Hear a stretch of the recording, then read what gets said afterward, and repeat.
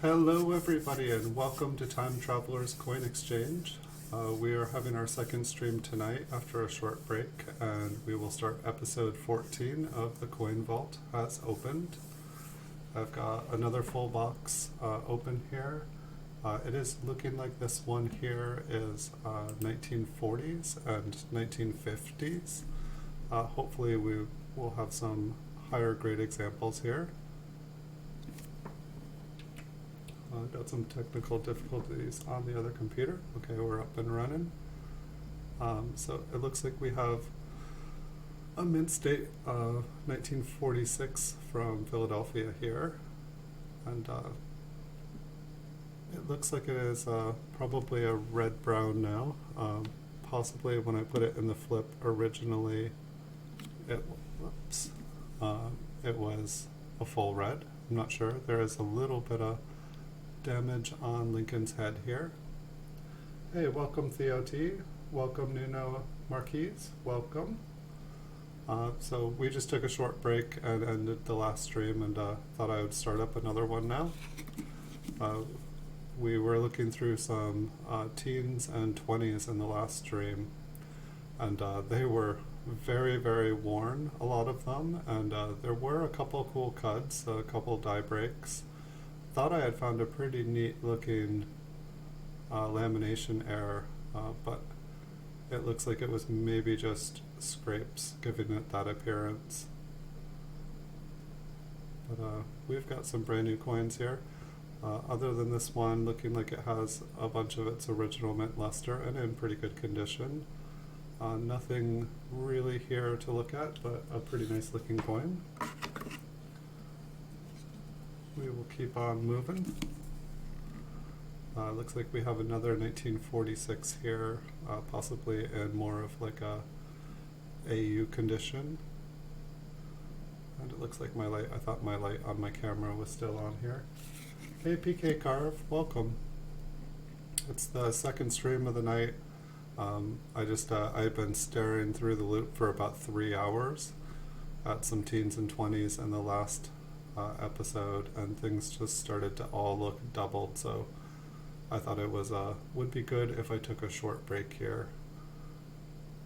This one's in pretty good condition, but definitely a little bit of scratches. There's definitely some wear. I think it's probably about AU.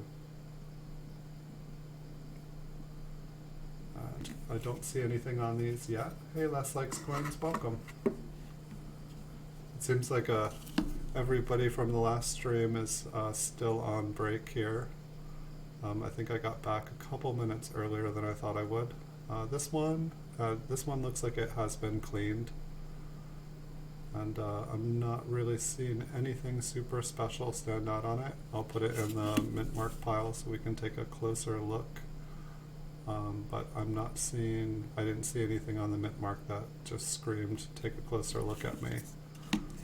But I think I'm just gonna start putting all of the mint marks in a pile just so that we can take a closer look. How are you guys all doing tonight? Welcome to the stream. This one looks like it's maybe a little bit weakly struck. Some of the details just look a little bit faint. A little bit of environmental damage on it. The mint mark looks a little clustered to me. I think we can take a closer look at it.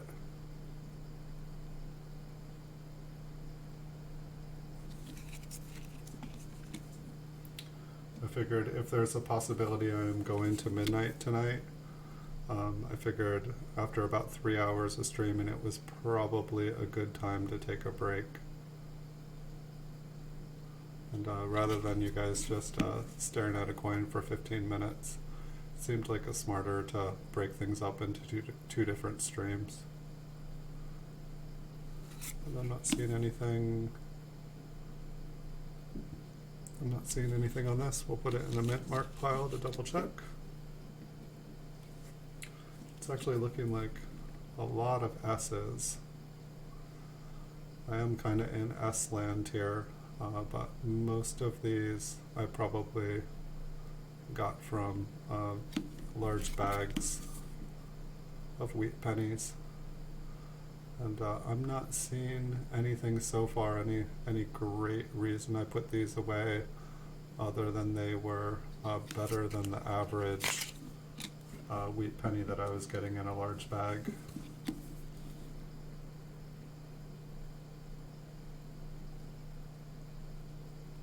I definitely think that putting all of the mint marks in a different pile, if there's nothing else going on with it, it'll speed things up when we are going back through. I did do it in the last video, however, when I was adjusting the cam to get into close-up mode, I totally knocked over all of the piles, and it made the work a little bit more difficult. 1958D, a little bit of original fluster, some environmental damage. But at least most of these coins have kind of appeared and like they stored a little bit better, or they were just a little bit better quality. Hey Edwin Vasquez, welcome. It's okay, you're always welcome to stop by. And I understand I didn't even check to see what other streams were going on tonight. Oh wow, this is interesting. Like, we were looking at a bunch of the teens from 1910 to 1916, and the necks are all zigzagged. Like, Lincoln's got like a really, here, I think I actually still have one of the 1916s here. We'll see if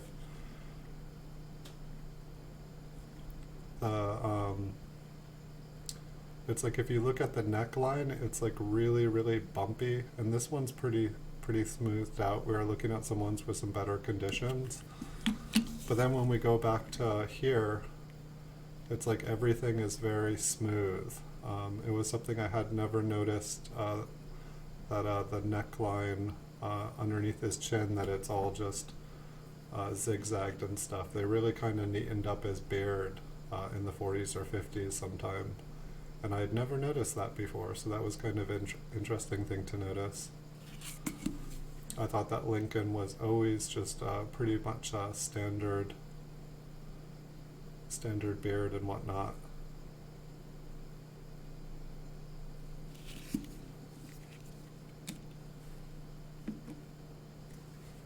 Hi and bye.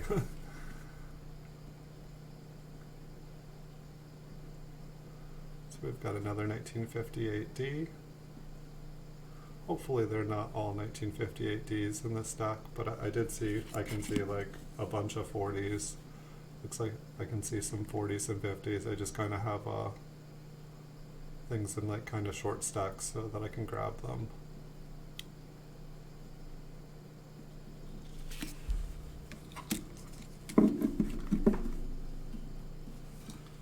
Here's another 1940S.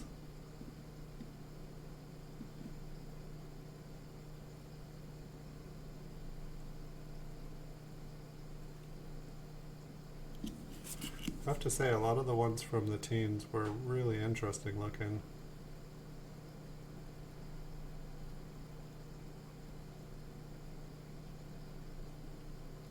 Looks like a kind of a weak strike. We're missing a bunch of the O.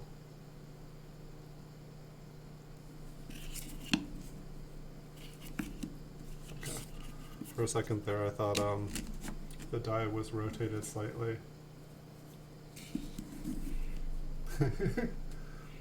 Any 1960 small dates? I believe all of these will be 40s and 50s. There could be anything in here, but I believe they will all be wheat cents. It's kind of an interesting groove on the back. Maybe just the rest of Lincoln's hair is smoothed, and that's why that's standing out. I do not believe there'll be any memorials in these piles.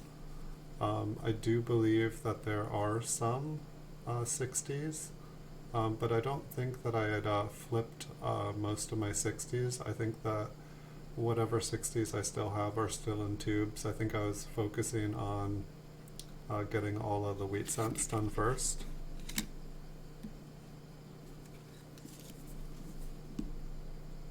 And I was actually talking about it the other day. Like, I had a lot of just, because I used to use my Rydale to like separate all the coppers.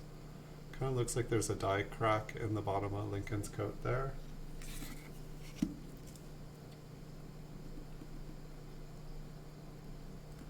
Hey Ross, bye, welcome. You stopped by to smash the thumbs. Thank you. Do appreciate it. A lot of drive-bys tonight. Always welcome.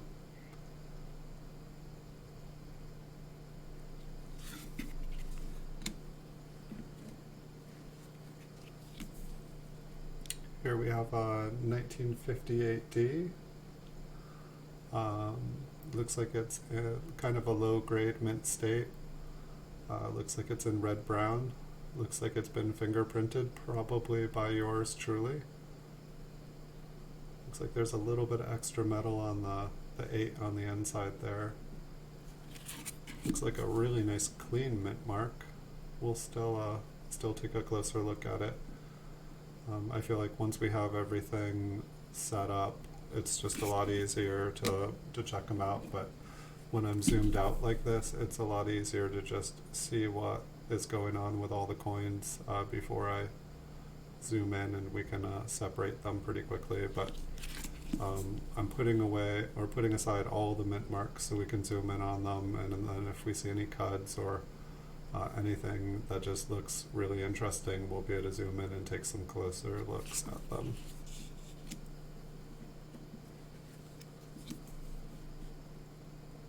But yeah, I had been using my Rydale to like separate copper and zinc pennies, and then I used it to separate all the wheat pennies, and then I used it to separate all of the older wheat cents. But then whenever I saw just absolutely beautiful, seems like a bunch of the mint luster has been stripped away on this. Oh no, it's interesting. This one is different.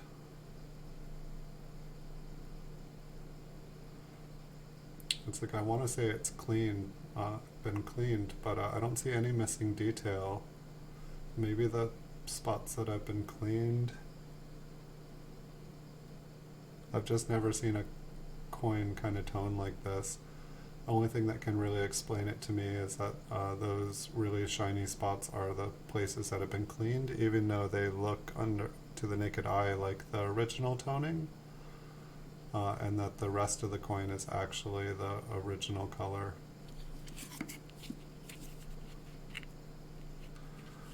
This one also looks like it has some toning to it. I didn't see that when we were just looking at it flat. It's actually got almost kind of a green, here you can see some of the toning on this angle. It's actually got kind of a green color to it. Almost the whole thing, but it's just not quite showing up. Toning does not show up on this camera very well at all. It's extremely frustrating, especially since I wanted to be able to share the beautiful toned coins that I have. It's 5:20. Oh yeah, I forget. You're probably just about ready to get to work. Here we've got another 1958D. And so after I separated everything with the coin sorter, I had pretty much all the 1959s to 1982s all kind of separated. And then anytime there was any just like beautiful, super bright, like mint state ones, I kind of put them in their own bag, and then I started tubing them up. But I believe 90% of those I sold in just kind of like 5,000 count, either rolls or bags, because I was separating the copper ones just to sell as basically like bullion, like 70 pounds of copper, because that's how much I could fit in a flat rate box.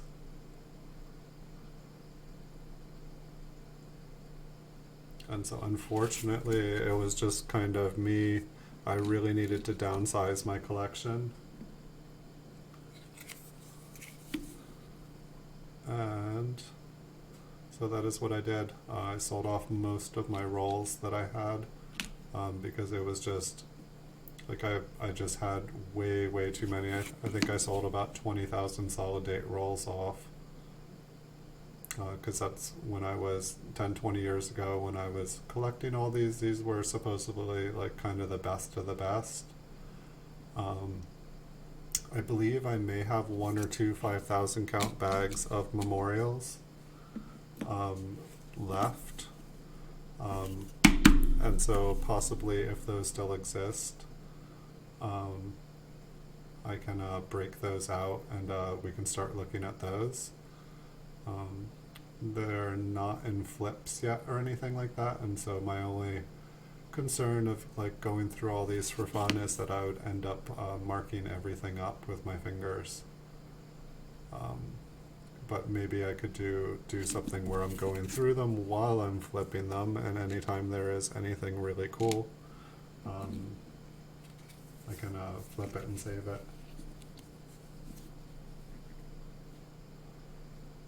Right, next up here, a 1930 70. So it does look like we have some 30s in here. We're going drifting a little bit farther back in time.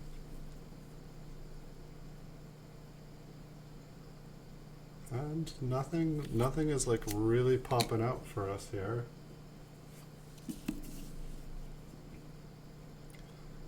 I feel like normally by now it looks like the 7's been cleaved, so this one's got a little bit of damage on it. This does not look like one of my flips. Sometimes if I saw just like 1,000 flips or something like that, I would purchase it if it was like kind of a little bit better date. Like I usually wouldn't buy 40s and 50s. But if they were like kind of 30s back, sometimes if someone was selling them for really cheap, I'd pick up a bunch of those.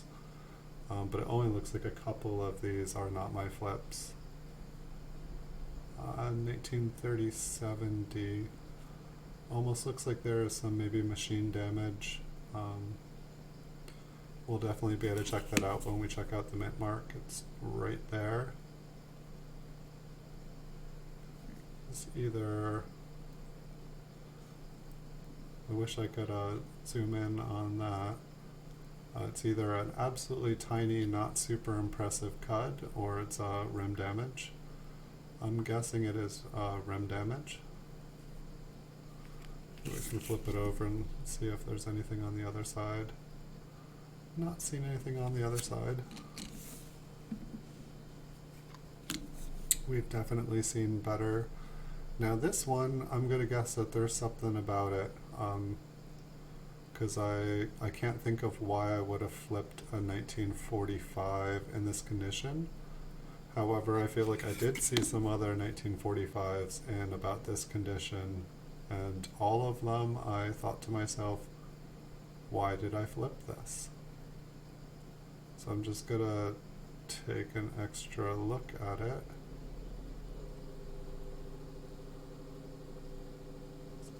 Kind of a tiny little line on the rim. It could just be a scratch.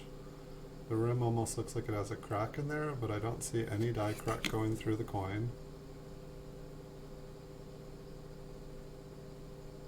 This is one of those mysteries. I mean, this coin, there almost looks like there is maybe some machine doubling on the 9. Maybe it's just the gunk and stuff came off. But it's kind of interesting. I don't think we have seen any, we haven't seen any liberties. We haven't seen any skull cracks. We haven't seen any I know this one is kind of interesting because, I mean, I guess it's a weak strike. Maybe the coin has been cleaned, but it looks like we're missing about half a trust. Like we've got the T and the R pretty clearly, and then I can see where the U and S and T are. The T is pretty much gone. And so I don't know if that is just considered a weak strike, if it's considered die deterioration. And it looks like there's a possibly a very weak strike on the reverse on the wheat ear. It could just be very worn, but so is that on the same? Yeah, so that's basically the same corner of the coin. And so that one's kind of curious. I guess in my head, like a weak strike would be the best explanation. I am really not sure about that one. So I'll put that aside. This one's got a mint mark on it, so we'll put it in the mint marks pile. I feel like a couple times while searching through coins, I found ones that were wider on one side than the other, and I thought that was curious. It was, basically one side of the coin was way thicker than the other side. A large date, is that common? For the 40S, I can't. This one's got an interesting rim. I'm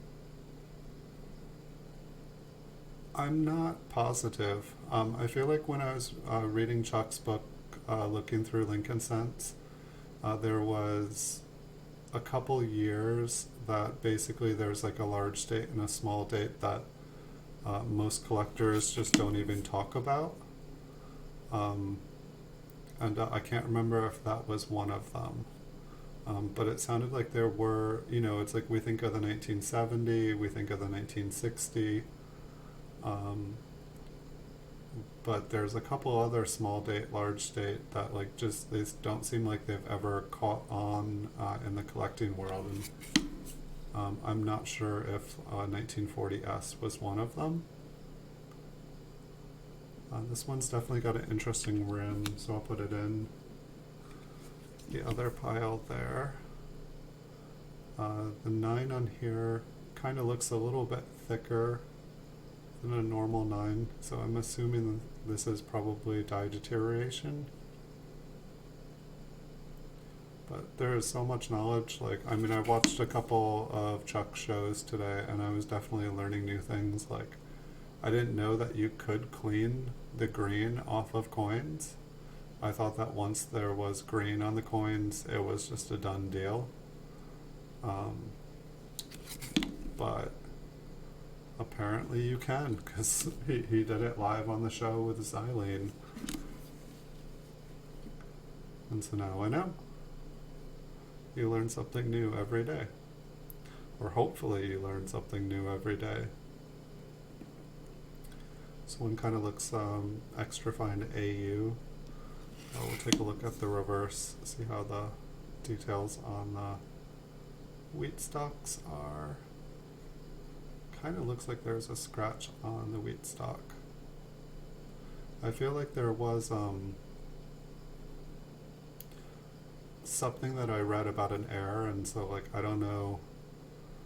I know that the wheat stalk can have doubling on it, and I don't know if I just didn't know exactly where, and so anytime I found one with any kind of line like that going straight across, I decided to keep it until I knew better. We've got a 1940S. I think this one has probably been cleaned.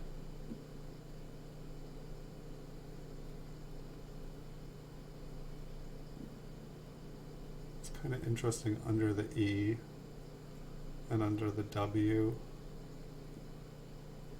I'm guessing there's just a scratch going right below there.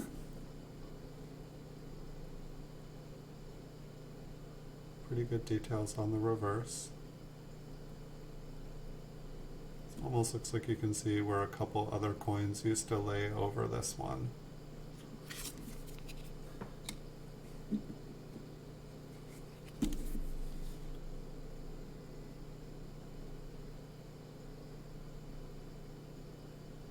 And I'm assuming last that you were talking about the 1940S that I was checking out there.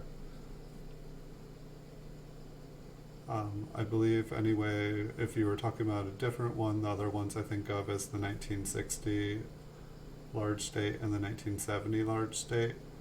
And I would definitely say the small dates seem like they were less common.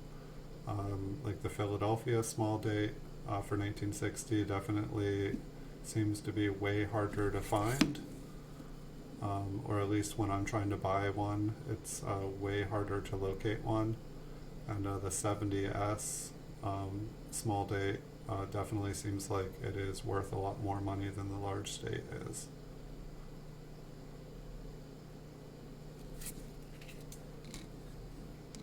We definitely have lots of mint marks here. We've got a 1947D. That mint mark looks tiny. It's always curious when you're looking at lots of different dates, like just how much the mint marks change in different years. Some of them will just be huge, and then some of them are just like absolutely tiny. And it's like you look at a bunch of tiny ones and then you look at a huge one and it's just like, whoa, that's something there. And it's like, no, they're just different sizes.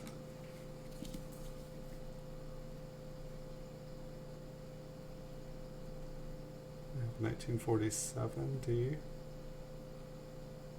I feel like the only one that we've really seen that's interesting, or the most interesting to me anyway, was the one with the U and the S and the T pretty much gone.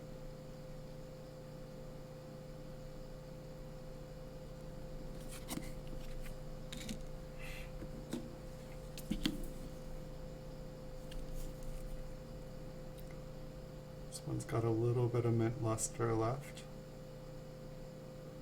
The rest of it has kind of turned brown. These are so much easier for me to look at after looking at all the older ones under. It's like once you zoom in, it's just like chaos when you have a bunch of worn down coins, and a bunch of them were cleaned, a bunch of them were toned. It was just like craziness to look at.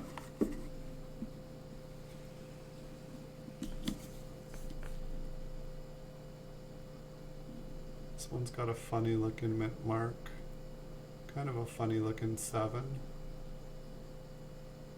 I will have to check, I'll have to reread some of Chuck's book, just because I can't quite remember which dates there were. I want to say it was, if I was to give you a guess, I'd want to say it was 1938 that had like 2 different size mint marks. I know that in quite a couple of years too, they introduced different mint marks, and so then some of the mint marks were actually less common, kind of making like a variety. Like it's, you know, you can collect the Philadelphia and the Denver and the San Francisco, but then if there's like 2 or 3 different distinct styles of the mint mark, it's like almost opens up a whole new category of coins to collect. If you want to take that challenge. Fortunately, like for the most part, everybody just kind of collects PDS, and then when people get more serious, they start to want, you know, some of the more major kind of double dies or RPMs, and then they, you know, all of a sudden want to, you know, completely finish everything and get some of the minor RPMs, some of the minor varieties.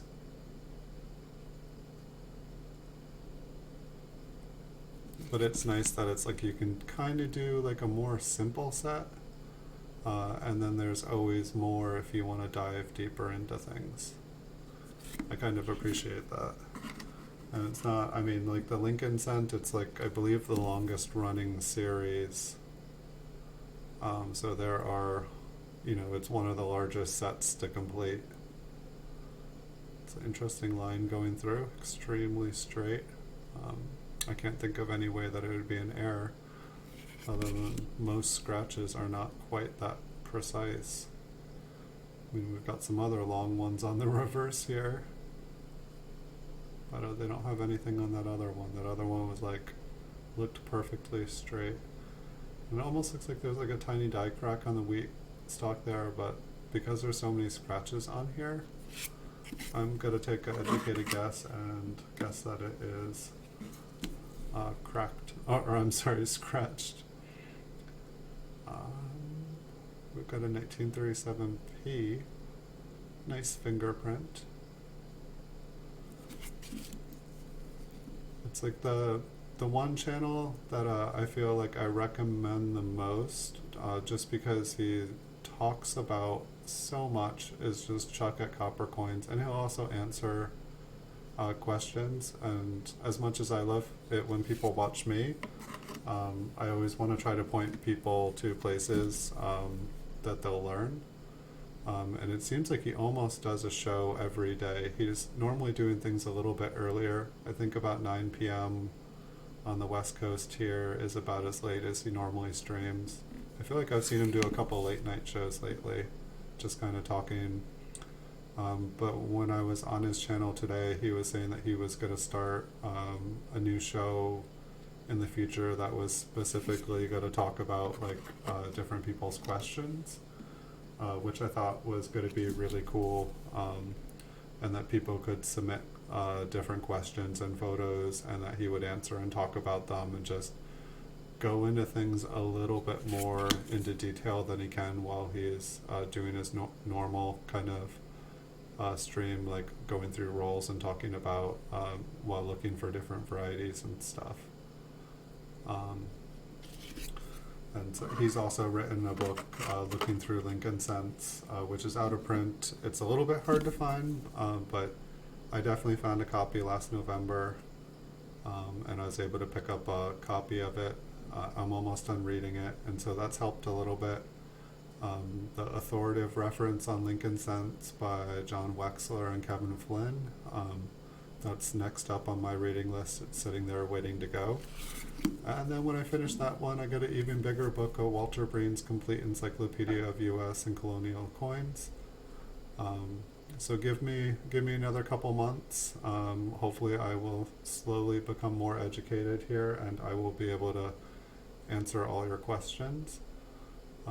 But until then, I can recommend Chuck at coppercoins.com. I can recommend Robert Lawson at CoinOp. I can recommend Kevin or Ken Peavy. His channel is Ken Peavy. And they're super knowledgeable. They are super friendly. And they'll be happy to answer any questions. And if I can, feel free to ask any questions. I'll answer. And if I don't know, I'll tell you. And if I'm not sure, I'll say, don't quote me on this. But I'm learning every day. I'm thirsty for knowledge. I'm hungry. I want to know more. And one of the awesome things actually is, as I've been doing these streams, looking through these coins, many which I thought I would retire off of, and now found out they are cleaned and not worth a ton of money. Some of them are pretty cool though. Not all of them are bad. But people have been coming on the stream and they've been educating me on here, and so pretty much every stream I've done, I've learned something new as well. And so I could not ask for a better situation. I really appreciate the people who have come on here and kind of talked me through things, because it's where I'm at, there's nobody. The nearest coin shop is about 2 hours away. This one's kind of interesting, like how porous it is, yet all the details are there. Yeah, it's, I don't know. It's maybe it's been cleaned, maybe it was metal detecting, maybe it was like a mint state coin that was pulled out metal detecting, but it's so porous, like it shows extreme environmental damage. You know, I mean, we've got some green and we've got some corrosion and stuff, yet it somehow still has beautiful, beautiful details. So this one's kind of beyond me here. And it's like the whole coin, it's the rims, everything. I want to say this was a beautiful coin and it was buried. Yeah, didn't look like it had been cleaned, so I don't understand how it got as presentable as it did. Here we've got a 1937. Looks like maybe it might be a scratch or a mark on that end of the 7. But it's most likely, if there is any doubling there, it's most likely machine damage. It's damage that appears like kind of like a doubling or just a little bit of doubling that happens during the process of the coin being struck. And it's not true doubling of the coin because the original design, the die that it was struck with, that die isn't doubled. It's just when things were getting hit or the die is deteriorating, it's kind of losing its normal shape or its intended kind of strike. We are definitely seeing some coins that were like very, that's not Lincoln's normal smile. That's kind of sad looking. It's obviously marked up. He looks very concerned.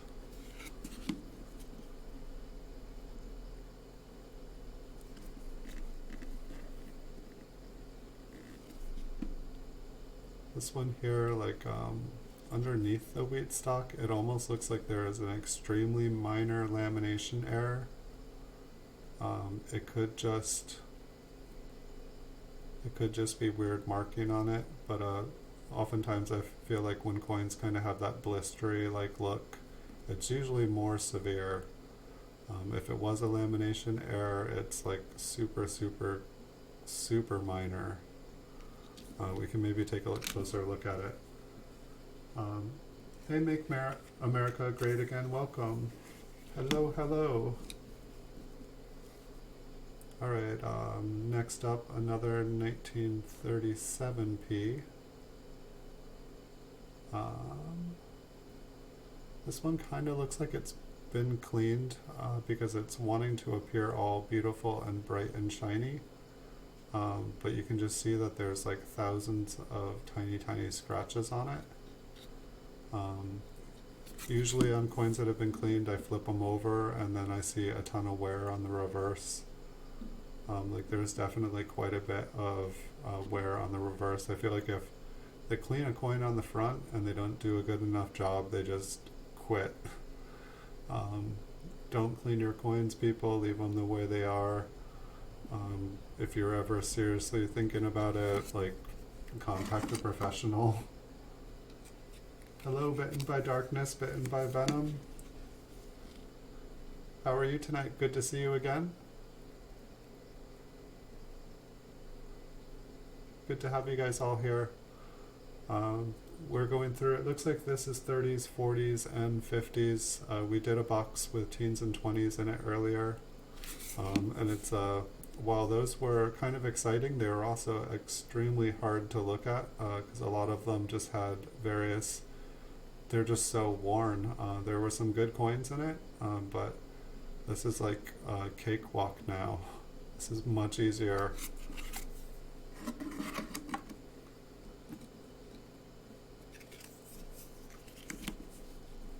So is Bitten by Darkness, Bitten in Venom, is that going to be your new name, or will your name evolve more? I think you have the longest name now of any of my friends on YouTube. I'd heard people say that Time Traveler's Coin Exchange was long, but I think you got me beat now. Good job. This one looks like there is some enamel, some glue, maybe some old tape. Basically all of the red seems to have kind of a raised surface to it. If they were trying to clean this coin or preserve it, I don't think they did a good job, and they managed to do the back as well. I was very confused when I was first starting to collect these because in person they look bright, shiny, they almost have like a proof-like appearance, but you know, up close you can just see how kind of awful they are. I just I didn't have any proof coins at that point, and so I knew about them, but I didn't really know what the older ones looked like. And so anytime I found something bright and shiny like that, I kept it. And I don't think that was the smartest thing. This one looks like it's got a little bit of machine doubling of the 7. I think I'm going to take a closer look at this one just because it looks kind of large. And if it is just machine doubling, it is basically I feel like machine doubling, even though it looks cool, I think it's actually worth less than a coin that does not have machine doubling, simply for the fact that a coin that doesn't have the machine damage, it means it's got a really nice strong strike on it. Hello Tenet Martial Arts, good to see you. I enjoyed watching some of your videos the other day. We're doing pretty good here. I'm going through, it looks like some 30s, 40s, and 50s. We did some teens and 20s before. We're trying to see if we can find any nice coins or any cool airs.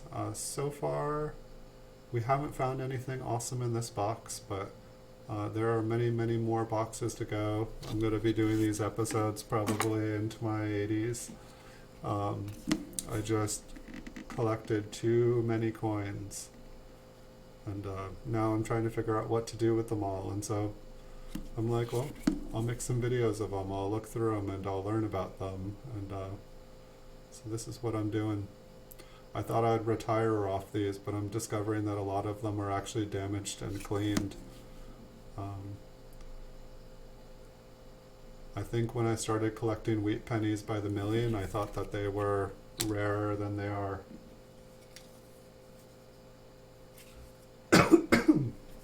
Excuse me. How many do I have? I think that in this, I think I have about 3,000 graded ones by PCGS. I think that ones like this in the flips, I went through about 25 million plus of them.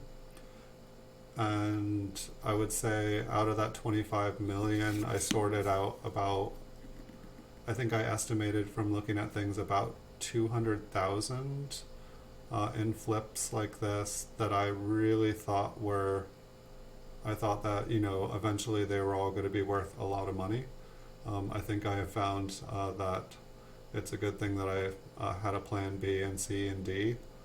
I tried not to just have put all my eggs in one basket, kind of like expecting Social Security to be there someday. It's not going to happen. They already spent that money.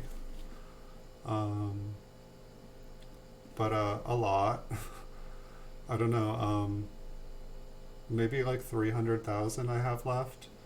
I'd say that would be like a conservative estimate. And it sounds like a lot, but it's like if 2,500 is, if 5,000 of them is $50, it's not that much. And obviously a wheat penny is worth a little bit more than a penny.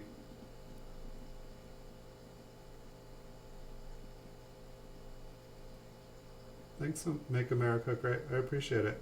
I'm still learning. I am by far not a master of this. I'm thirsty for knowledge. I'm wanting to learn more. I'm definitely have more knowledge than I did 10, 20 years ago when I put all these coins away. I probably could have saved myself a lot of time by not hoarding all of these. But I'm pretty glad in some ways. I'm pretty glad in some ways. In some ways, I'm sad that I sold off all my rolls.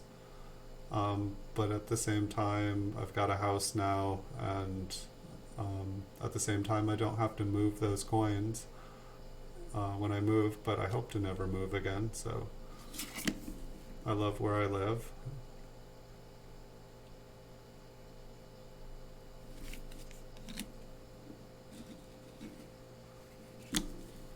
Maybe didn't pick this one's interesting, I don't know.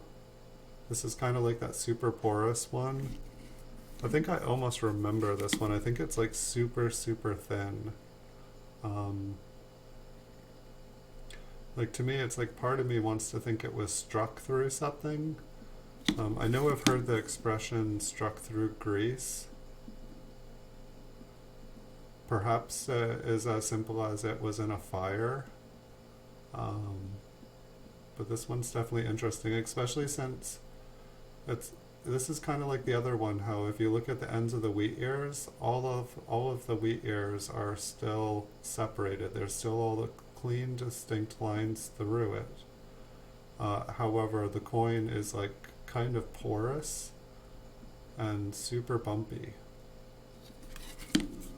So this is, I think I might have found this coin, and you go through a million coins and you've never seen one like it.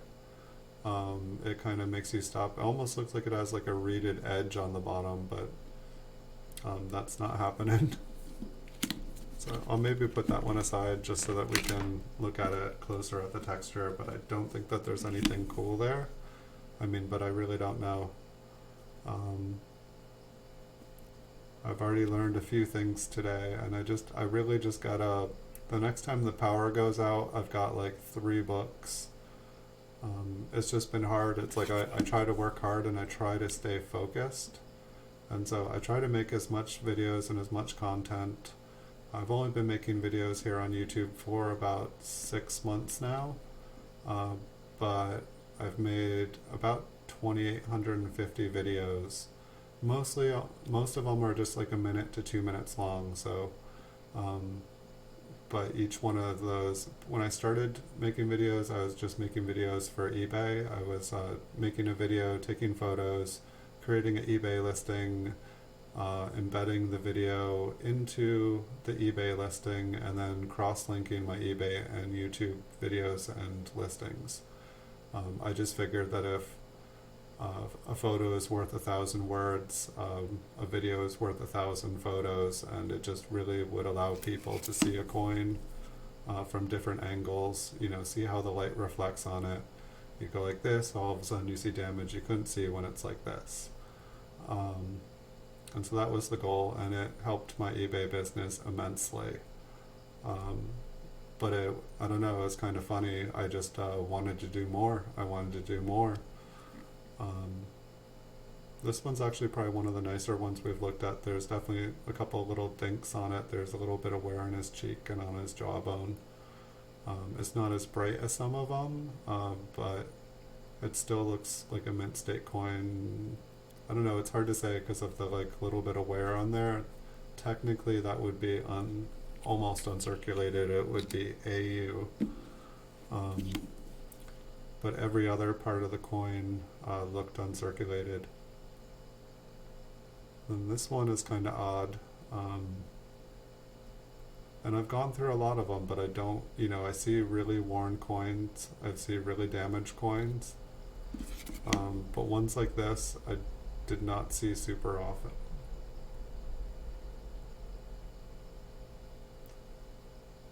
And before I started this series here, I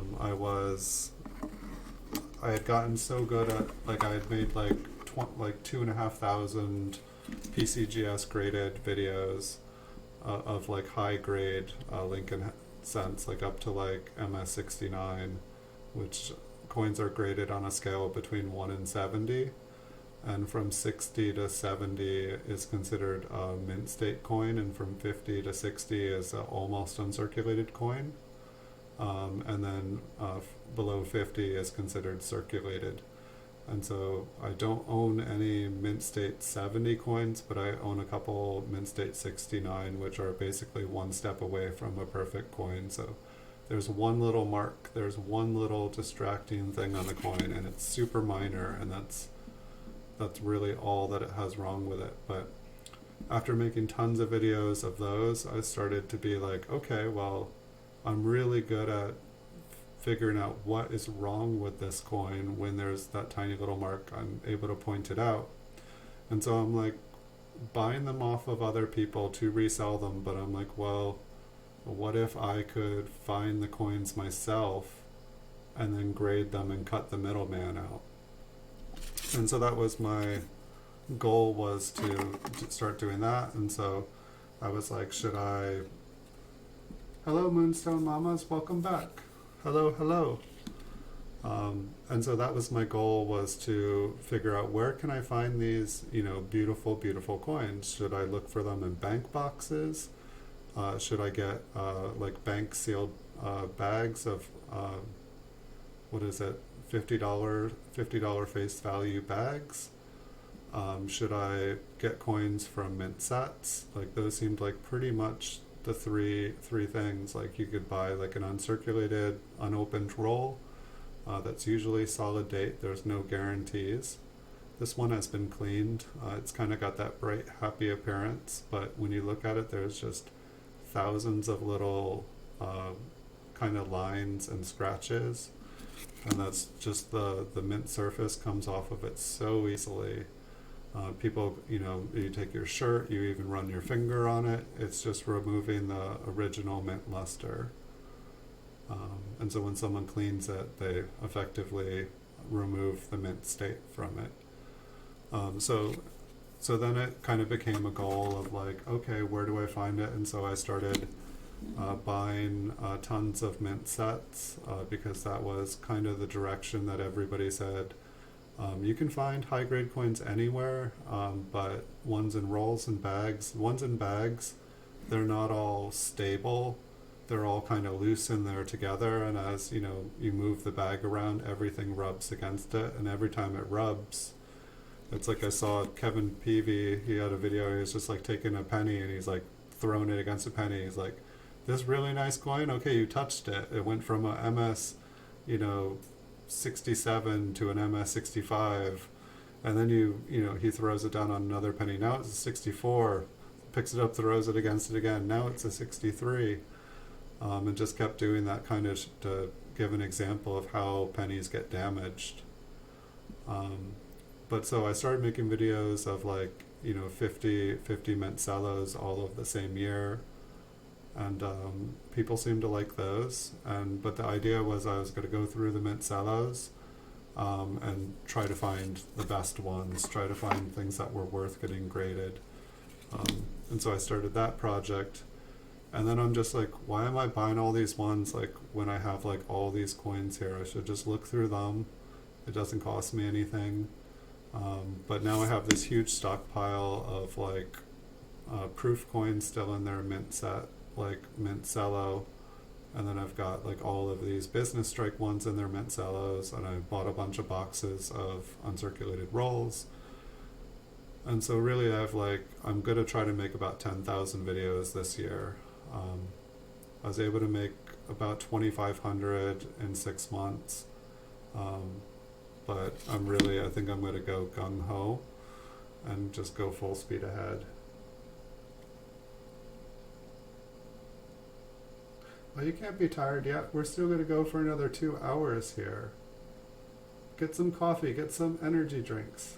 We're just getting started here. I've got a couple more boxes. Hopefully we'll be able to get through them all tonight. Hello, just Glorgabel? Glorgabel.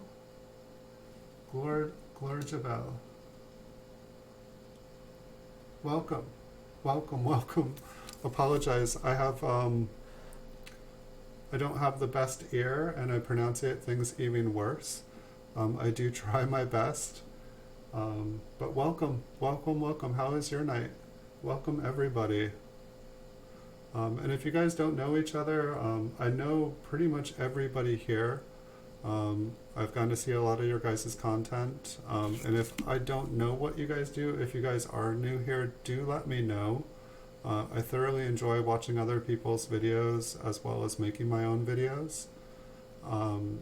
Definitely when I was making 2,500 coin videos towards the end of last year, I had tunnel vision. I was simply making videos as fast as I could, and I didn't stop and look around and meet any of the rest of the YouTube community. And then when I just kind of took a break and realized that there were all these awesome people doing all these awesome channels, it was like the best thing I ever did, because I've just gone from learning so much more. I'm super happy I decided to do that, because it's just been I don't have anybody to talk to about coins where I live. People's eyes glaze over. And it's kind of like I finally met my tribe of people here on YouTube. Before, I just did not have anyone to talk to, let alone anybody who knew anything and could kind of give advice or share. And it's also nice because like everybody brings something different to YouTube. And so it's like it's really fascinating how easy it is to exchange information in today's world.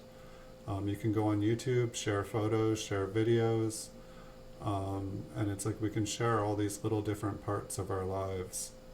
And it's so quick and it's so easy. It's just like people all the way across the world you can like get to know, and it's like we just are able to share little bits of our lives, and I just think it's one of those beautiful parts. It's like I feel like kind of the way the internet should have always been, but you know, technology took us a little while to get here. This one's got some pretty nice mint luster. It does have some environmental damage, some little green on it, but I was actually happy on Chuck's show today. He actually showed me a product that you can safely clean green spots off of coins. I did not know. I thought once there was green, I thought they were dead. I kind of called them green death. Hello everybody. Wow, we got a party going on now. Welcome guys. This one to me, it's all nice and bright when I look down on it, but there are a ton of scratches all over it, and there's no way this has been cleaned. It just wouldn't be this bright to the eye. Under magnification here, obviously you can see all the little scratches, but coins that have been cleaned like this, it's hard to see kind of at first. Like, you know, it's like I went through probably 25 million coins and I still didn't understand how to spot a cleaned coin. And part of it was my fault for not buying the book and then the coin. But the internet wasn't quite what it was like 20 years ago. Or it wasn't quite like it is now 20 years ago. And so I just didn't have the luxury of being able to like go on other people's channels and ask them 1,000 questions and learn. I didn't have a microscope like this. I did most stuff with a naked eye. I did have a loop, but I had super good eyes. And unfortunately, the eyes don't help you if you don't know what you're looking for.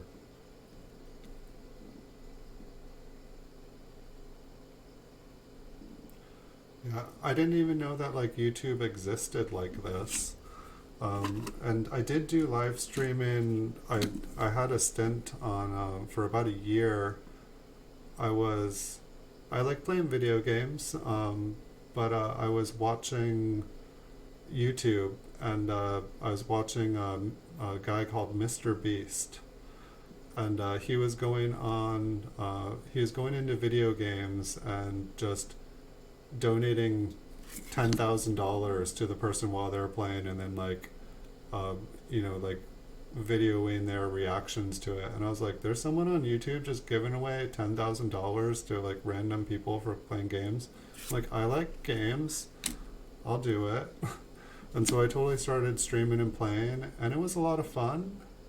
But I started to play like 60 hours a week, and I scheduled myself, and I was like, I'm gonna become a professional gamer. And I kind of killed it for me. Like, gaming became work. And I had my eBay store and my eBay business, and so I took some time. I figured, why don't I focus on my eBay store? And so I started making videos. I haven't played video games since. It's like my coin addiction kind of overtook my video game addiction, which is good because in my year of playing video games, I think I made $5. And my eBay business like basically went up like 500-600% in sales. This one looks like it's actually the first kind of cool one we've come across. This one looks like it has a lamination error, which is basically kind of like defective planchet. It was just struck on a piece of copper that is all kind of messed up. Like quality control should have gotten this. I've got a couple. I know anybody who's not on here all the time has already seen these, but this is my Pinocchio. This one I call Pinocchio. It's just a lamination error. It goes right through his head and kind of sticks out like Pinocchio's nose. So old honest Abe.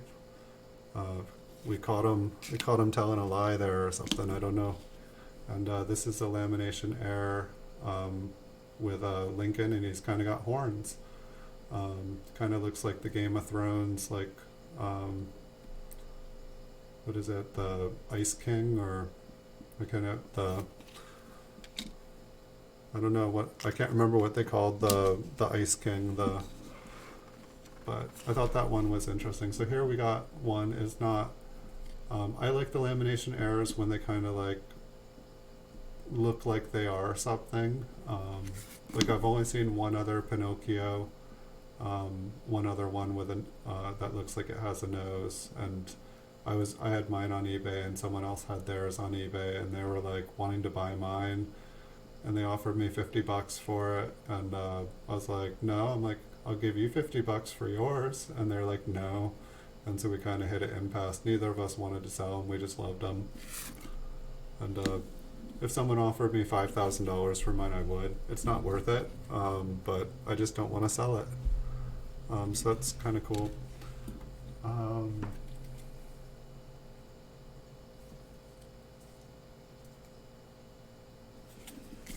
So we'll keep going here. I forget where I was going with the tangent. The later it gets, the less focused I get on here. I normally do not stream late at night, but what happened this week is that I wasn't expecting to be able to stream this week at all, basically. Like there's just a mountain of stuff I was having to do, which is not my normal. I normally stream every day. And so on Monday night, I think I tried streaming at night, because it was the only time I got all my work done, got everything done, and it worked out. And I had fun and stayed up till midnight and was very, very tired the next day. And so then the next day I tried it again, and it worked out. But normally I stream between about 9 and 12 a.m. or 9 and noon during work days. This one looks like it maybe got like shuffleboarded on the cement or something. The edges of it just look super rough. It's kind of all scratched up. And I've been putting these away in a couple different piles. The ones with mint marks will go kind of up close. And we'll just make sure that there's not like an obvious RPM, which is a repunched mint mark. Basically, if S here, it would mean that there's basically two S's on top of each other, and some of them can be worth some money. And without like a loupe or a microscope, most of them are kind of difficult to see. And it looks like the 5 on this one, it looks like it's damaged. It looks like it got flattened. It looks like it kind of got shoved to the center. I think we already looked at the reverse.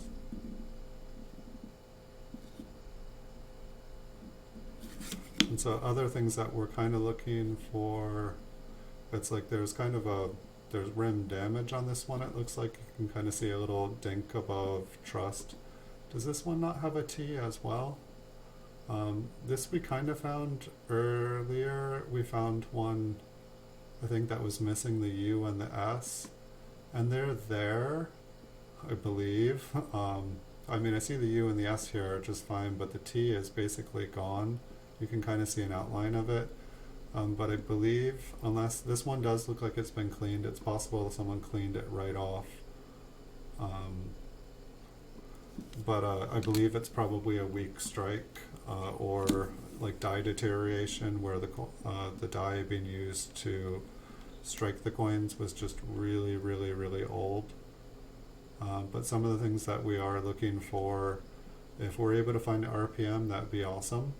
It adds value to the coin. Sometimes there'll be like little bubbles of copper on the edge, and they're called a cud. This one looks like it is slightly ever so off center. But a coin has to be really off-centered for it to become worth money. I think it's like usually like 30% or something. Like they really have to be like really, really crazy noticeable and cool.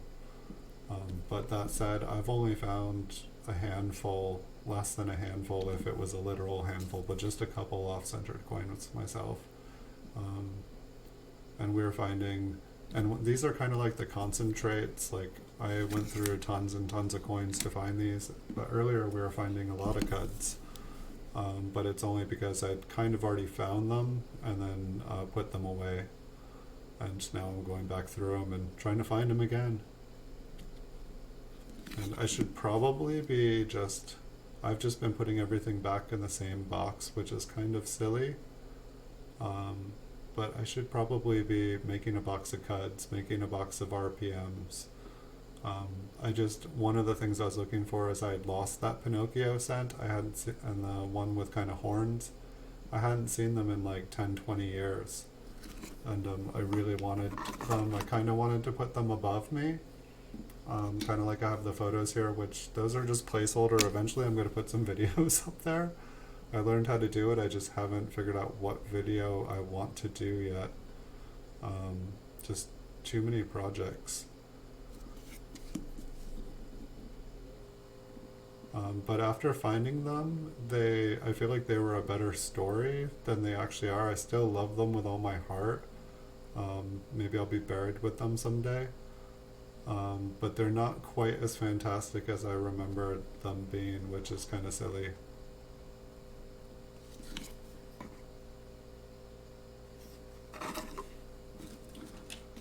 Alright, we maybe got like 10, 15 more of them here. This one appears like it has been cleaned, and then we're going to zoom in and take a closer look at some of these.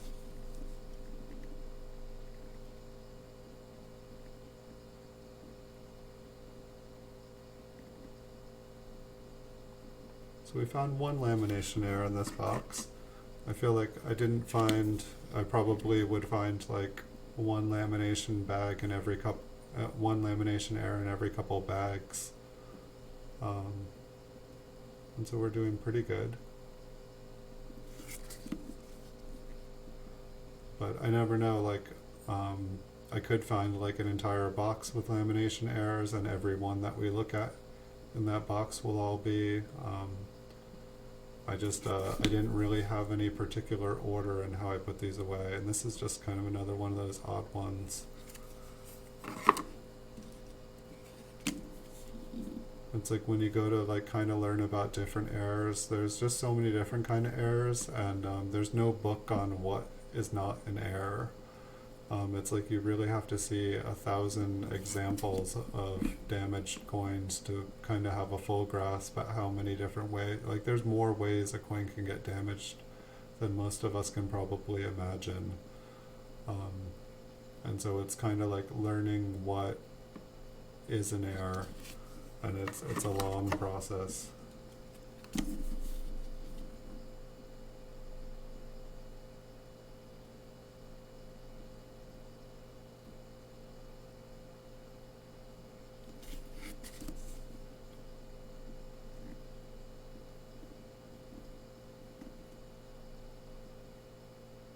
I think I want to see the date on that one. I think it was just machine damage.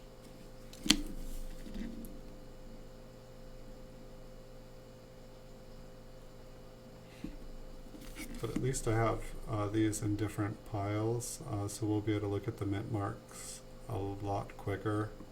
I won't have to like go and scan the entire coin. In the last video I knocked over my piles and it ruined my plan, but as I've been making these videos, I've been trying to figure out how to do things a little bit faster and a little bit more efficient so that we can look at more different coins and kind of see more different, in some cases, more different styles of damage and more different ways coins have been cleaned. That one definitely had quite a bit of damage. Some of these coins I'm just like, I can't believe I've been saving them.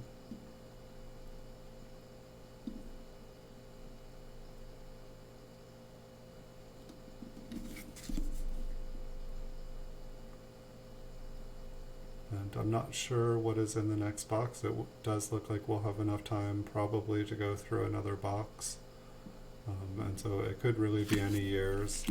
I can't remember if there are boxes of Indian head cents. I know that we were getting a lot of flying eagles in some of the first boxes we were going through.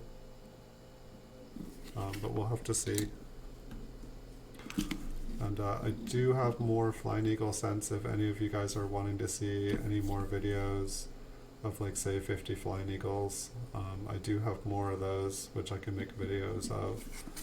I had just already done like 5 or 6 of them, and I figured I would do something different, and that's also kind of what started this.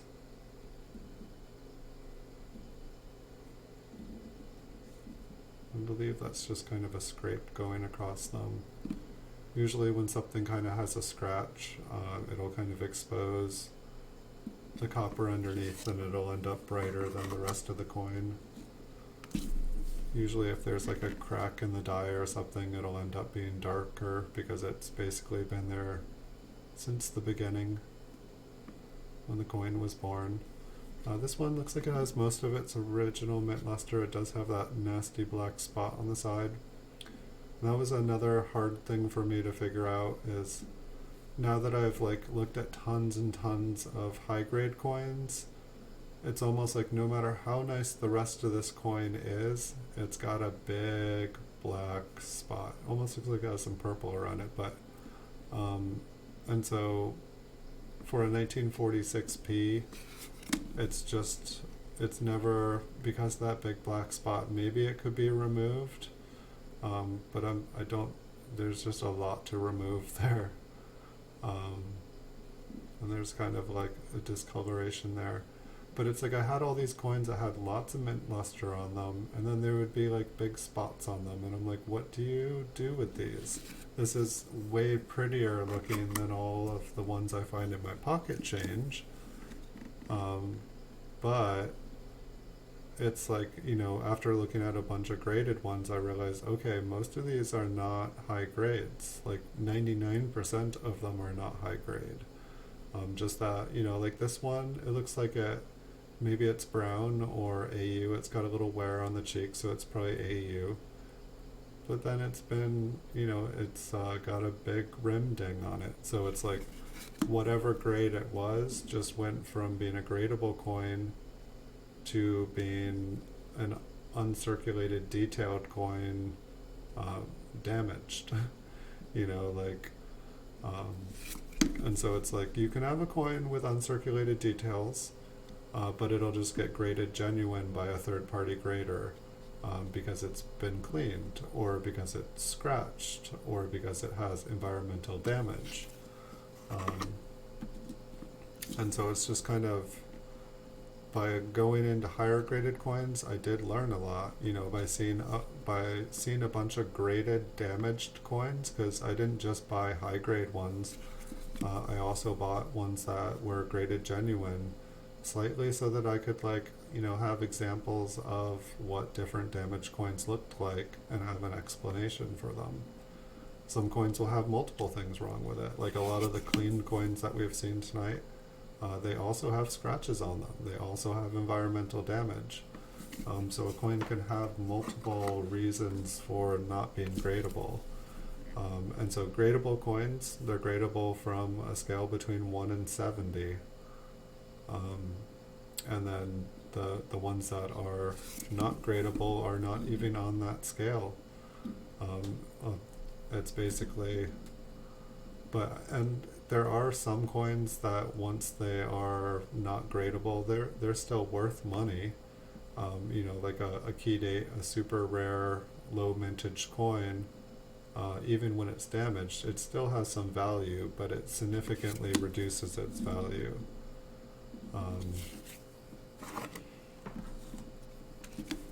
And so when people say don't clean your coins, it could, you know, destroy the value that they have, or it will.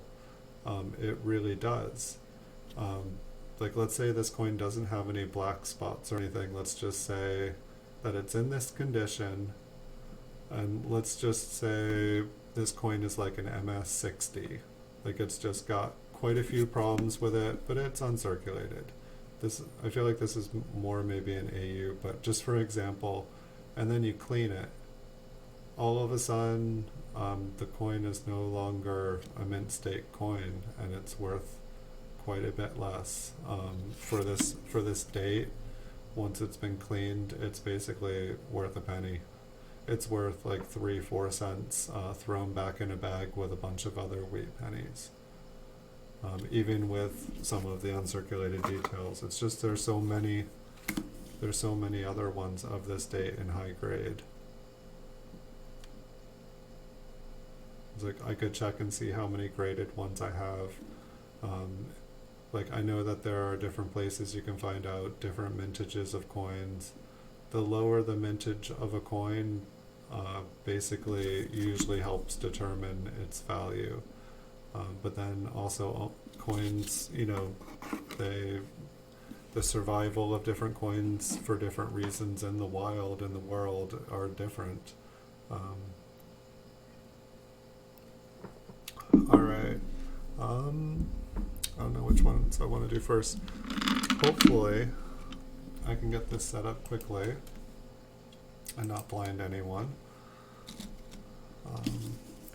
We'll just, I'm going to have to move this a little bit.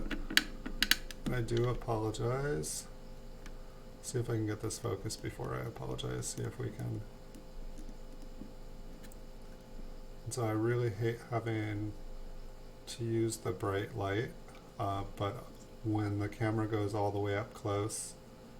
So all these ones here, I'm just looking at the mint mark. A couple of them I put on here don't have mint marks, and I just wanted to check out the coin just a little bit closer.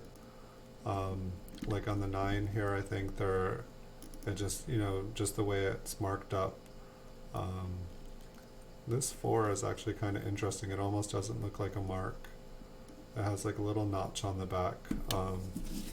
Most of the time this stuff is just machine damage. It's when the coins are struck. This one actually looks like it's been flattened. But underneath the S, there almost looks like there's a little metal, and underneath the top of the S, there almost looks like there's a little bit of metal. I think I'm going to put this one in a maybe pile. What I'm looking for the most part are ones that are like definitely yes. Some RPMs are like just super clear, like you can see them just without a doubt. But there's a lot of different kinds. There's also different styles of mint marks, and I can't remember them all off the top. I believe this is a serif. And then I think there's like a ball serif where the ends kind of have a ball on it as well. And if anyone here knows otherwise and wants to call me out on it, please do. I'm not trying to spread misinformation.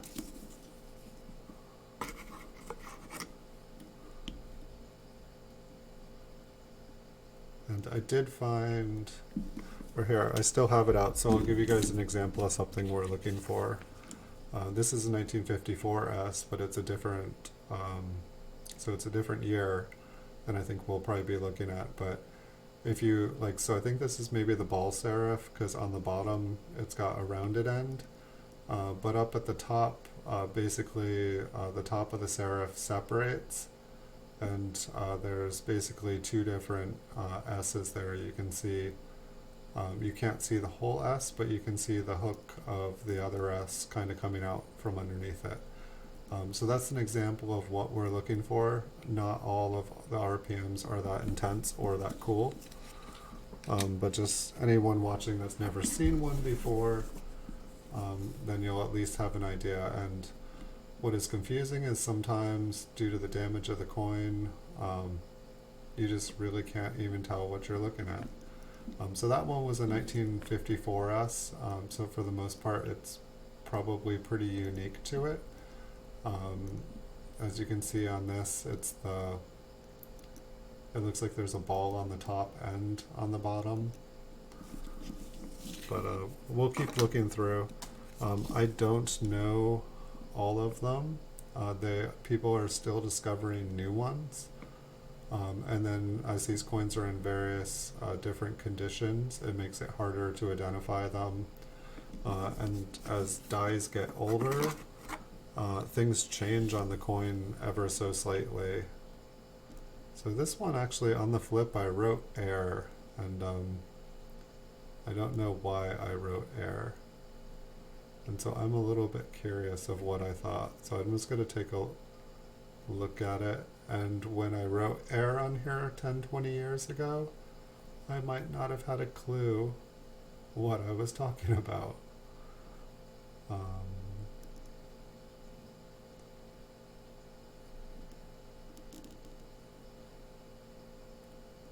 So I don't see anything on the mint mark here. We already looked at the front and the back. It kind of looks like there's like a split in the bottom, like the very beginning of the S if you started writing on the bottom. But I really can't see it clear. One of my goals here is to get a microscope that can go in about twice the size here. And I think it would be doing me and you guys a service to do that, because otherwise it's kind of hard to see them. And I mean, there is a thing of going too much in, and as you can see on the date here, everything is like pretty heavily damaged.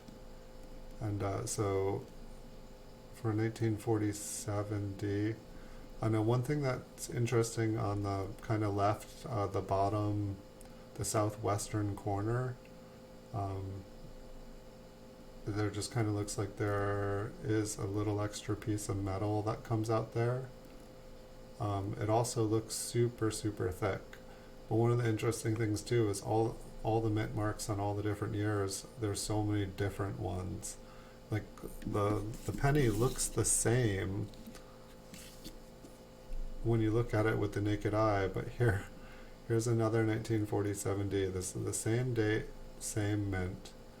So look at that one, super skinny, and then look at this one again. And so it's like, is it possible that this one is a D over D? Like one thing I feel like I would think I would see would be where it's super thick, I would see a little line kind of separating the two. And I don't know if you just don't always get that lucky. There does look like there's a scrape, like an actual scratch going from like left to right, kind of a little bit on an angle, but not up and down. And so I don't know if that made it harder to see. When I'm on the microscope here for more than about 2 hours, I start to find lots of RPMs. And it gets worse and worse. And then the next morning I'm like, what was I doing? These are not RPMs. And so that's why I like ones that are really, really, really, like you don't have to think about it. And so this is that same one again, where it's the same date. And it's like there's kind of like a little separating line on it. And sometimes they're not even quite on top of each other. Sometimes they're like, there'll be like a little remnant of one, or it'll have moved off to the side. There's also ones that are like a D over S. And I can't quite remember exactly why. I feel like they got shipped from one mint to another mint or something like that. And I don't know if one had a shortage or one took over the mintages that year.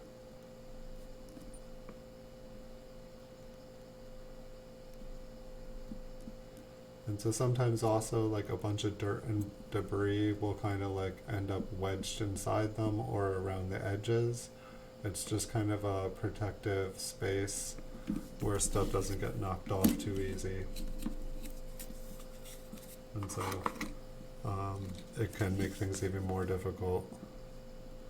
I feel like it's one of the reasons why there's not a lot out there is because first, they're not that common, and then you have to find them. You have to actually spend the time finding them, and it's a pain in the butt.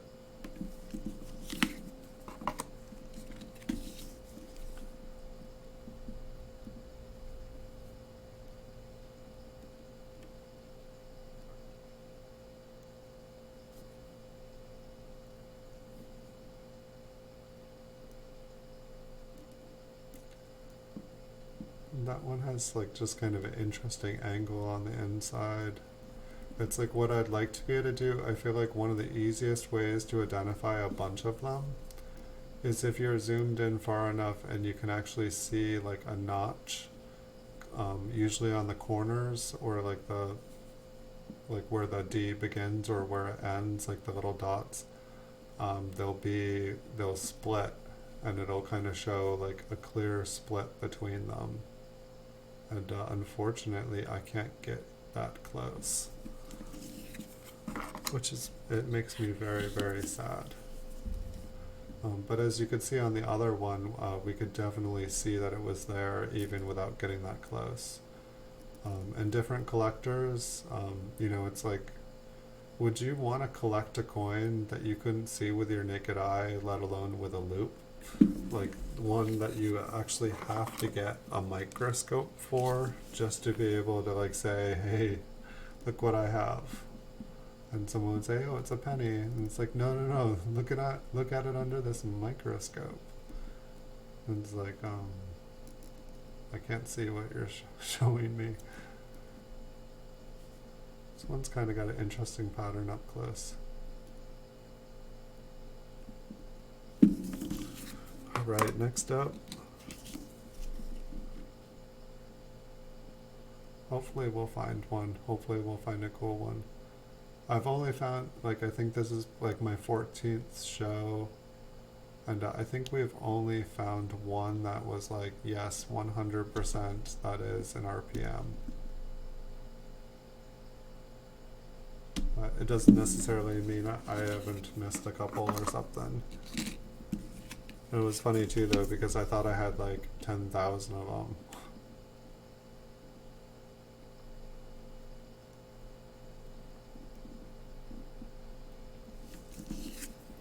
But they are out there. If you watch Copper Coins with Chuck, he is like the master of finding them. Just simply because he's been doing it for so long that it's like, it's not a guessing game for him. Like, he sees one or he doesn't.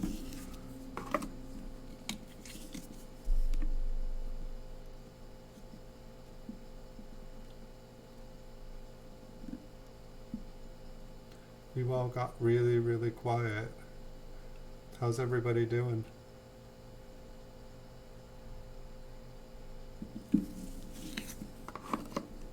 I do appreciate you guys here. It's a lot more fun. I definitely enjoy on YouTube doing this, because otherwise this used to just be me doing this alone by myself. And I enjoyed it as a hobby, but it was kind of a lonely hobby.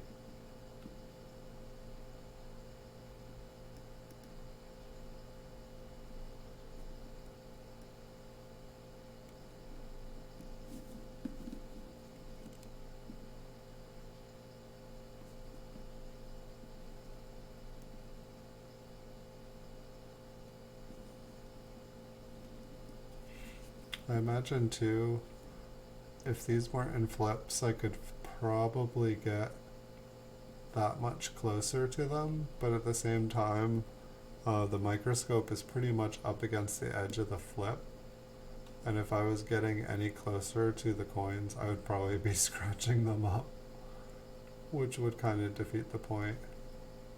That 4 is kind of interesting in the aspect that there's like a little spiked part coming off. Like if you look at the 4 on the right and compare it to the one on the left, there's like a little extra piece of metal sticking off of it.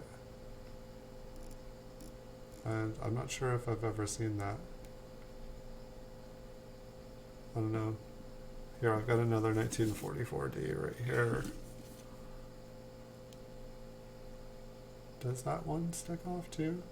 See, these are the funny things, it's like that I never notice. I mean, does it? Or does it just look kind of like it does? Let me make sure that's not just a piece of dust. Yeah.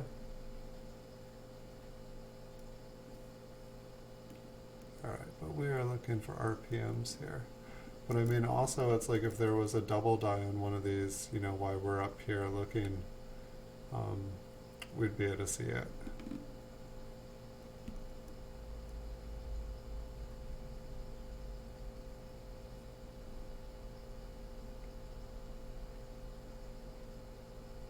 Interesting looking, but I don't think there's anything there.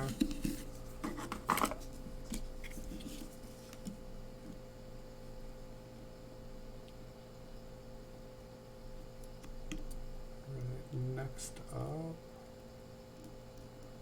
1958D. Not seeing it. And I think next time, this one's got some kind of cool colors to it. This is that one that was kind of green. Green in a happy way. Not unhappy green.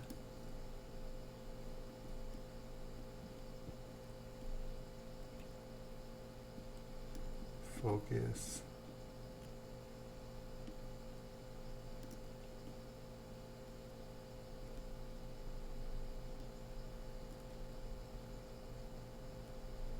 Alright. Next time I think I'm gonna look at the other ones first and save these to the end. Simply because I'm already forgetting what we're looking for on all the other ones. And while it's easy to kind of like point out coins that it's like what's going on with this, it's easier to do so when I remember from the last coin that we were looking at what I'm actually looking at, because otherwise I have to travel all the way around the coin until I find what I was looking for. And this one, the flip itself, if you see all those like kind of little sparkles, those are actually in the flip, and they kind of create a problem when that happens, where it becomes kind of hard to focus on what you're looking at. They kind of mess with the depth field.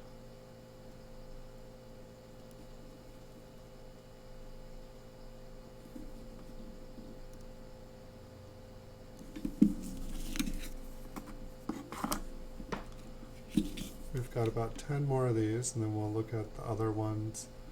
The one I remember, which we obviously could see, was there's a lamination error. And I think I wanted to just check out what a couple of them looked like, what a couple of the damaged ones look like.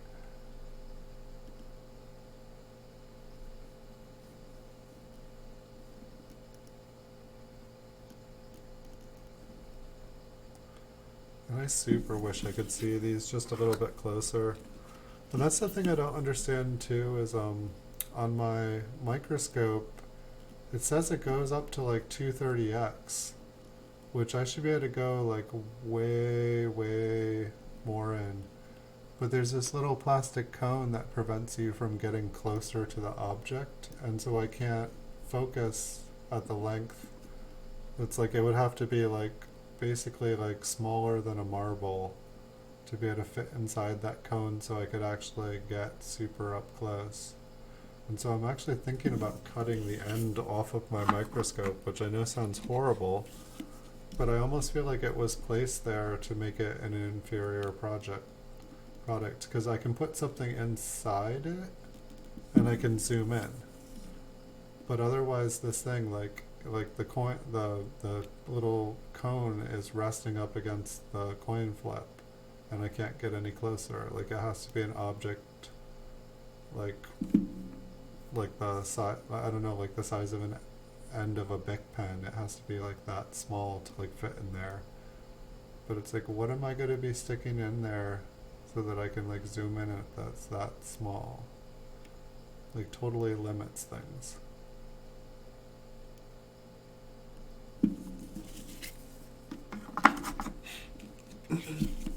So I guess my thought, that it's there to protect.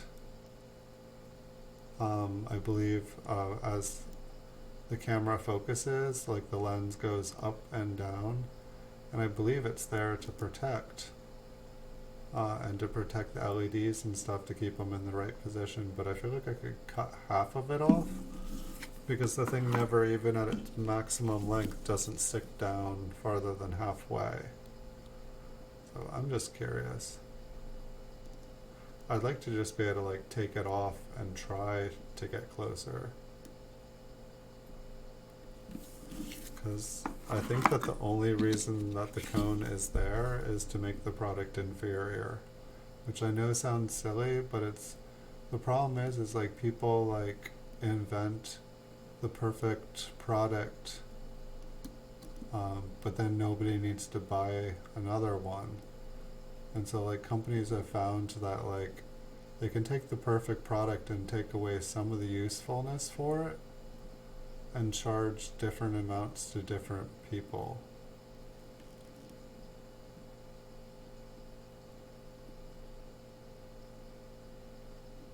I think it's ridiculous. It's like, if you have a perfect product, it's perfect for everyone.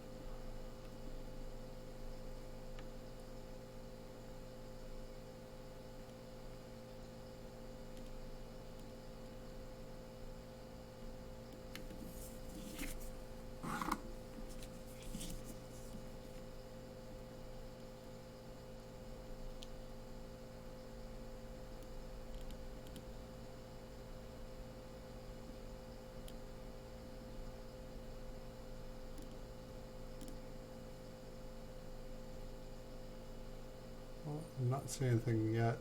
This S kind of reminds me of the 1954 S, except for it's just not doubled.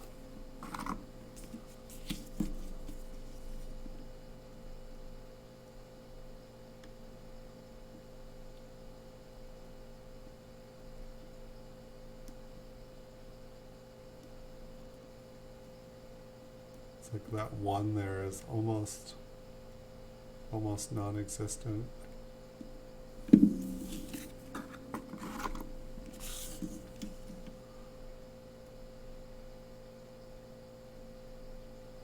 Wow, this one is like so much thicker than the other ones.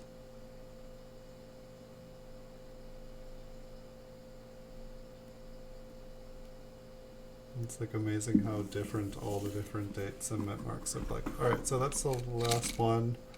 It looks like some of these have mint marks too, but they had other things that we were looking at. I believe I just want to see what the 5 was, and the 9 looks like it has some machine doubling. And I think the 4 looked a little interesting. The 1 is damaged as well.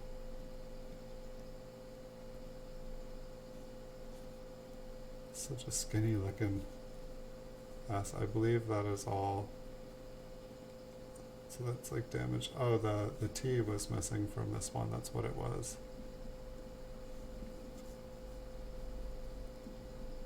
And so it might, I mean, there's definitely, I felt like cleaning in the area.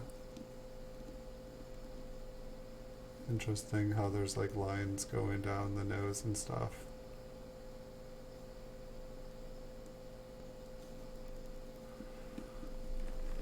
But yeah, this one is definitely basically missing the T. It's there, but it's super, super faint. It's also a giant green spot on Lincoln's head, so I don't think I'm going to worry about it as much. So let's see what was going on with this one. It's got a mint mark, so we'll check that out first.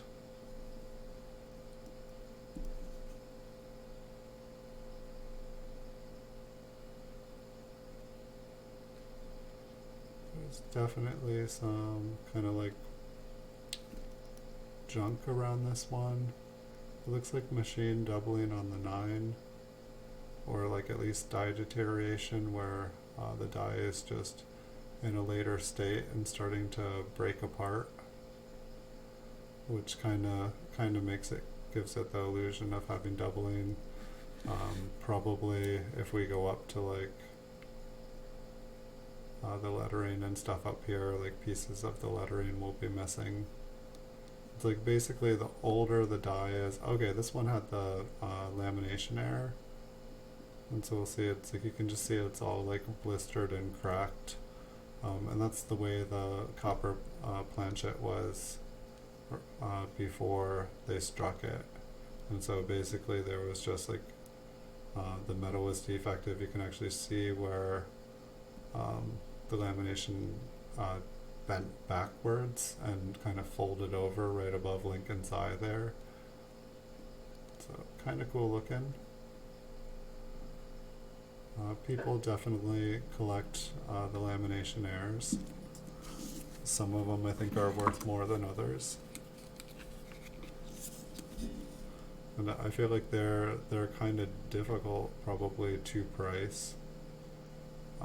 There's kind of, looks like there's wanting to be doubling in the 9 here as well. I've definitely started to notice that it seems like more coins have like some sort of funniness to the lettering than don't. It's like it seems like in a lot of ways, like when people are looking for a really good strike on a coin, they're looking for an example of a coin that looks the way it's supposed to be, not just kind of looks weird.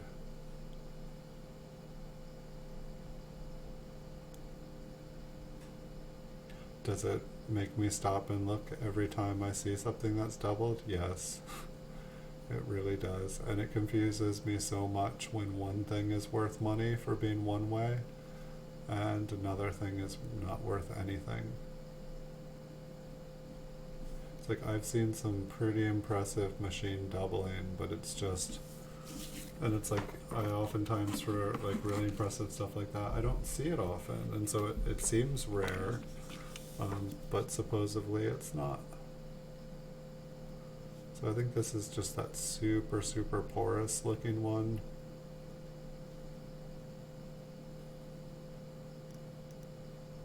And it's like super, super faded. And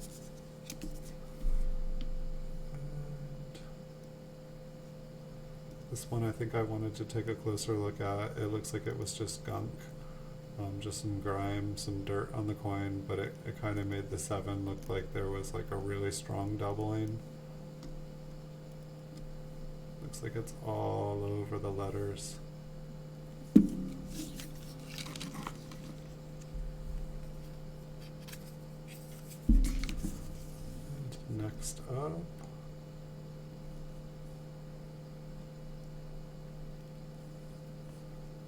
why did I want to look at this one again? Anybody remember?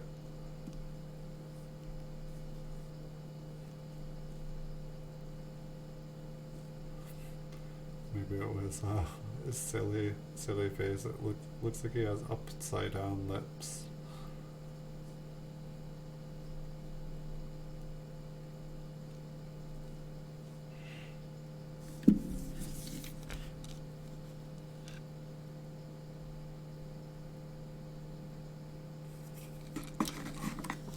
Definitely gonna do the smaller pile with interesting, or the things I think might be interesting first. Because after I went through all the mint marks there looking for something, I'm not remembering what all the things I was looking for on here.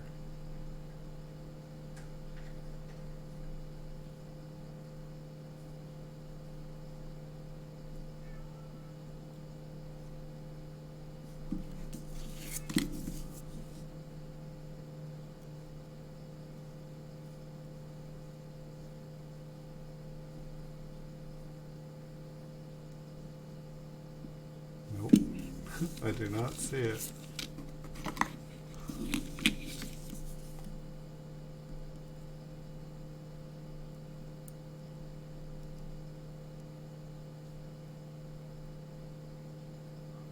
This one had really interesting edge. It's like almost, maybe it might be damage.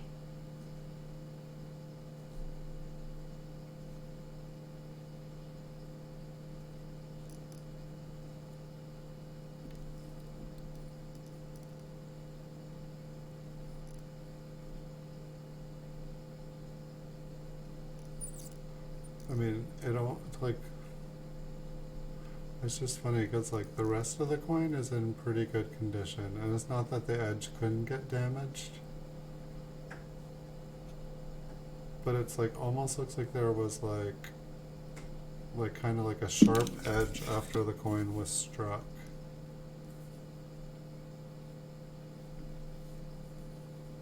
Like it, I don't know, for some reason, it didn't look like one that had just been like, you know, dragged on the ground and got a rough edge.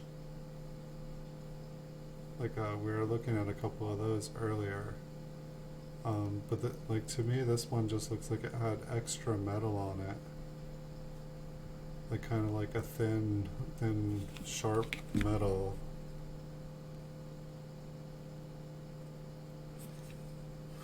You may never know. I'm gonna assume it was damaged.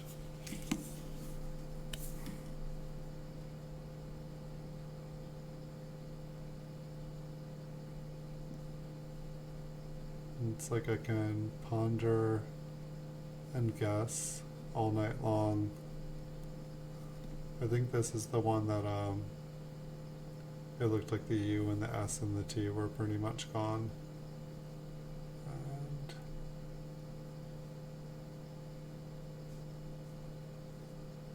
just kind of a weak strike, which, you know, we saw the other one like a couple minutes ago up close that had just the T gone.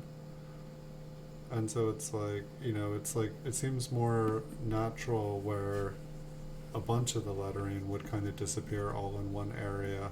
I feel like it would be even more unusual if, say, like the U was gone, but the T and the R and the S and the T were there. Just because one letter in the middle would be a lot harder to wear out. And so was this the one that also had like a really weak wheat ear on the reverse too? Yeah. And so I found that curious.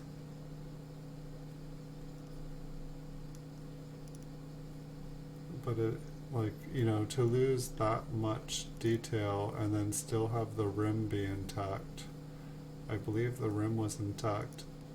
I want to say that this coin was like wider on both sides. It just seems like an odd way to be kind of weakly struck on both sides. It's like I could see it happening on one, but it seems odd to happen on both. Alright, last one for this box.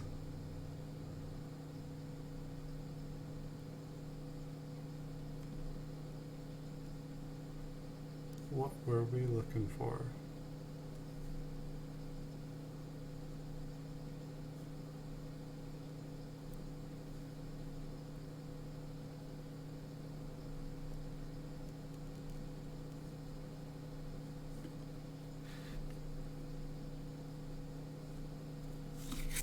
I don't see it on the front.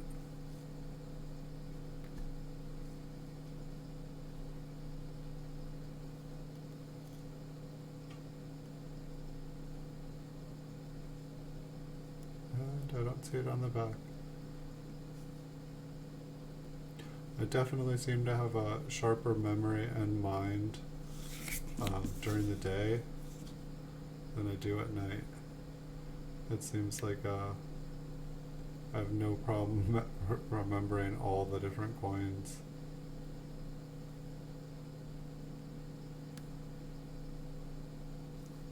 Was this the one that just had like two little scratches on the top and I was just like, oh, I'll see what that looks, but I only see one. So this must be a different one. I don't see anything, guys. Did you guys want to see another box? Is there anybody out there? Did I put you guys all to sleep? It's what usually happens when I start talking about coins in the real world. Everybody around me starts to get sleepy.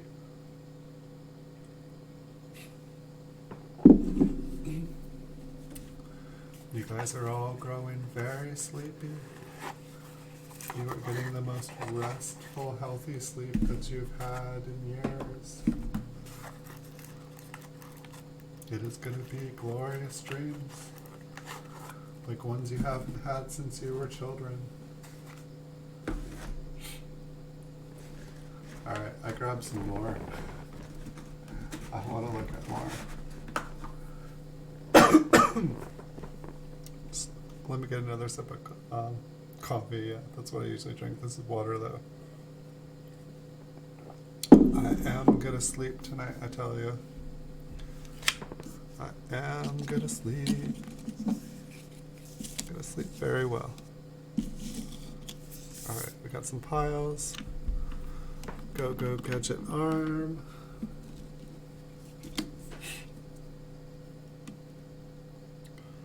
We can turn the bright light of death off. Goodbye, Death Star.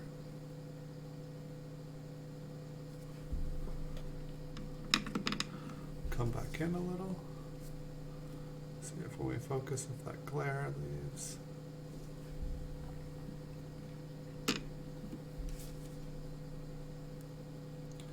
That's not too bad.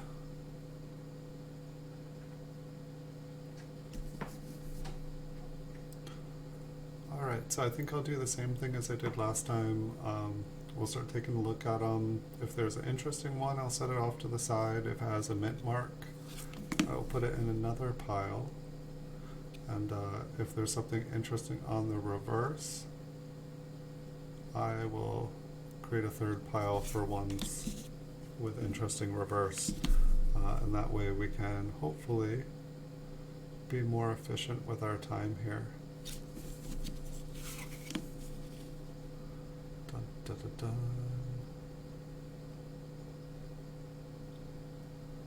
Right, so what I'm seeing here in the pile so far is 1953s and some 1954s. I just grabbed a handful out of the box. I didn't take them all out because hey Paul, welcome back. I thought I put everyone to sleep. It's good to have you here. Things were picking up here. We were having a party, and then all of a sudden everything went dead silent. I think you're the first person to talk in 30 minutes. There's been people here, but I think I put everyone to sleep talking about coins. So we're going to find, it looks like we have 1953s and 1954s here. So we're going to find another one of those 004s. This is the plan. I like the other one we found. I want to find another one. Pretty much there wasn't anything super impressive in the box, so you didn't really miss anything. There was one coin that had in trust, the T was pretty much gone, like 95% gone. And then there was one where the U and the S and the T were gone. And I'm assuming that's probably dieware. But the one where the U and the S and the T were gone, if you flipped it over on the other side where the wheat stock was, like half the wheat stock was gone. So I thought that one was kind of interesting. Like if it was on one side, I'd think it was a weak strike. But on both sides of the coin, it kind of made me scratch my head.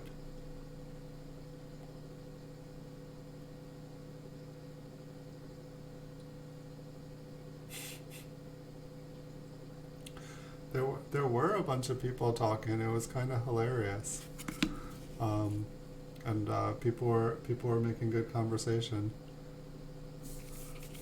And then I think I started talking.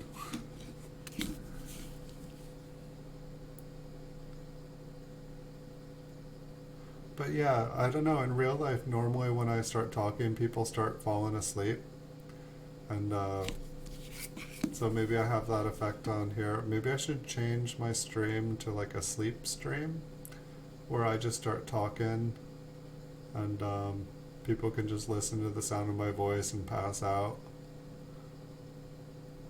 I don't know. I've been having a lot of different ideas for a lot of different streams. Probably Greece will do that. And then I had a lot of coins with just really weird porous coins. Like just like kind of like lots of holes, but like they didn't look clean, and it was like they had all their detail in them. Um, and then there were ones that just there was pretty much they looked like they were super thin, and I don't know, just they looked weird. You just missed some weird looking coins. I don't think any of them were actually worth anything. Maybe some of them were fire coins.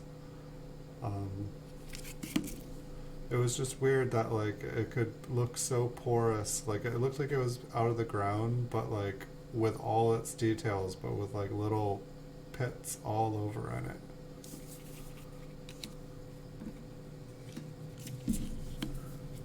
It's Sat6 watching. Yeah, I put everybody to sleep. I'm just gonna leave I'm just gonna leave this streaming while I go to sleep. I'm gonna pick up some watch hours tonight. It's gonna be awesome. That was actually one of the things that I was thinking. Just I don't know. I go to other people's streams. Like it was funny. I actually was on YouTube here, and I was checking out other people in the stream's videos, and one of the people, it was like in the redwoods, and I'm like, oh, I live in the redwoods. I'll watch that video, and then it was like like at the beach, and I'm like, wait, that's the beach below my house. And somebody else here on YouTube, like totally like lives like right down the street from me, and is like doing kind of similar things, and I was like, that's kind of hilarious. Not coin related things, but making YouTube videos and trying to have a YouTube channel. But they just set up cameras in the woods and stream the woods. They just stream the ocean, and I was like, and they have like twice as many subscribers as I do. And I'm like, I could just stick my camera in the woods and I could get monetized? Really? I'm like, I got the same view as you.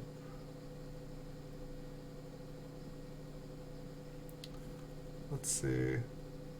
I don't know. That one kind of looks interesting. Like it kind of looked like there was a die chip, but it also looked kind of flat.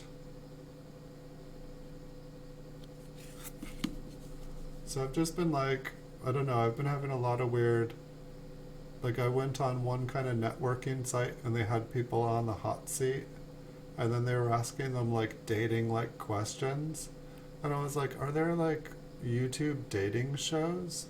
I was like, that seems like it would be a cool way to do a networking site where everyone comes on the networking site to like kind of meet other people, and then random people from the chat are like pulled up into the hot seat like through like what's it called, not StreamYards, but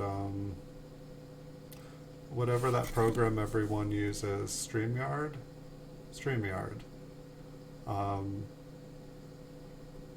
but like just pull people up and have them on the hot seat, and it would just be like a way that people could like meet each other and network. It just seemed like an interesting idea. And then I was thinking like get like a telescope, and at night when I wasn't making videos, I could just like point the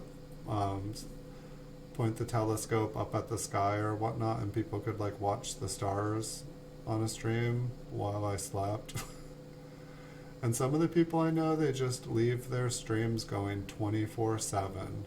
Like some people I see, they're just doing their laundry, like sitting there doing dishes, and people are watching and talking to them. I'm like, I don't know about that.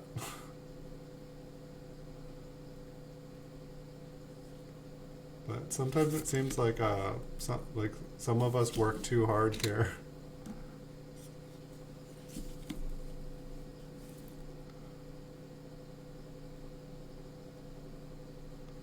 Not seeing. I'm definitely gonna check all these mint marks. At least I like know one one RPM that I can definitely identify, and it makes me very happy being here in 1953, 1954 land.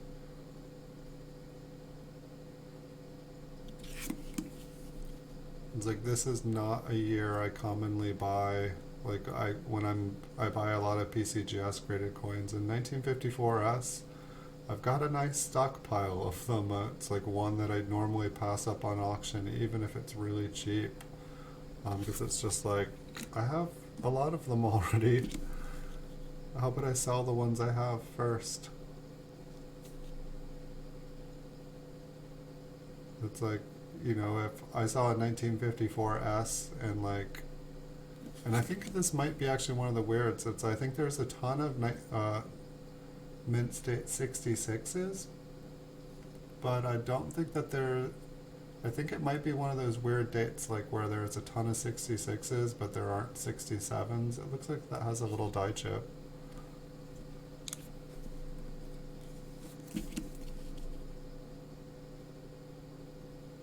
But it's like if I saw a 1954S in 67, I would pick it up. But I have so many 66s now, graded by PCGS, that it's like there's not any real reason for me to buy anymore. You got a box of halves? It's gonna take 5 days to go through, or is it like a box of halves?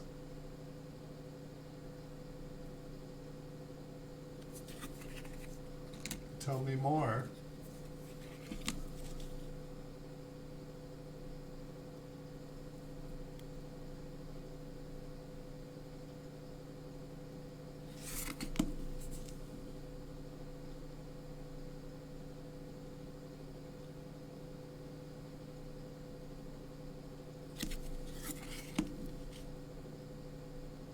This one is pretty scratched up.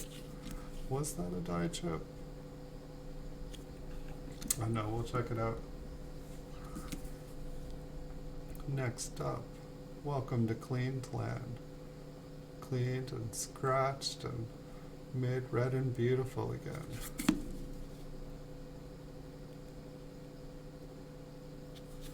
At least we can, these ones that are cleaned, I can actually check them from RPM. Yeah, I stopped checking for silver half dollars here like probably about 20 years ago. While I did occasionally find them, it was like the banks, they didn't order new ones, so the only half dollars that you could really get, it was just what people brought in, and they wouldn't ever keep more than like one box. And so it's like I could buy the one box they had, but then they wouldn't really ever get any more in. And oftentimes it would just seem I could get penny boxes. It wasn't a problem. I actually closed almost all of my dump banks. I had a bunch of banks. Like I would open a bank anywhere I could.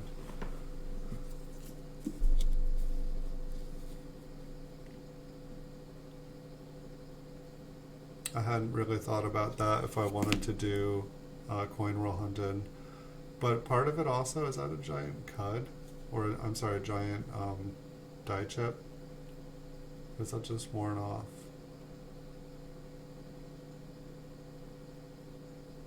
That looks kind of cool. If it is one. But yeah, I was like, when I was trying to like justify, like for a little while, I was like, I want to just have a business of separating copper and zinc pennies. This one almost looked like it might be an RPM. But I'm going to put that in my like strong suspicion pile for when we zoom in. But I was wanting to just separate copper and zinc. The price of copper is way down, I think, from what it was back then, which is probably a good thing that I didn't go full in on that. But it was like I was trying to like justify like, you know, gas and mileage and postage and just all the different things that I'd have to do, and time. time was the one thing that didn't equate into most of my plans. But time is such a funny thing. You know, at one point in your life, it feels like you have infinite time, and it's like you can turn that time to money. And then other times in your life, all of a sudden, time is worth far, far more than money.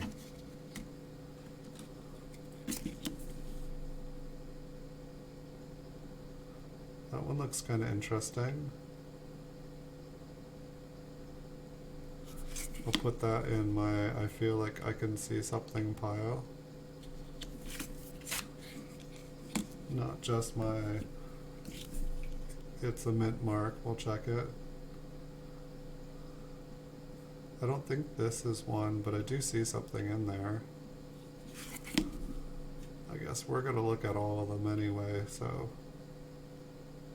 I probably don't even need to have. Oh, everybody one by one is going to sleep. I see them dropping off. You guys have all made it many, many nights late with me. I do appreciate it. I will say thank you before you guys all fall asleep on me. Thank you guys. Really, really appreciate everybody being here. It would be just another night looking through coins without you guys. And it's definitely more fun with you guys. So thank you all.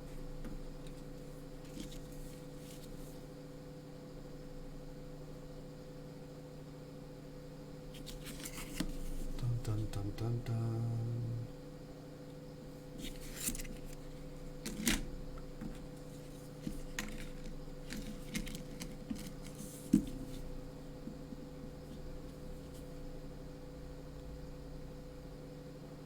Someone's like heavily cleaned there. And damaged.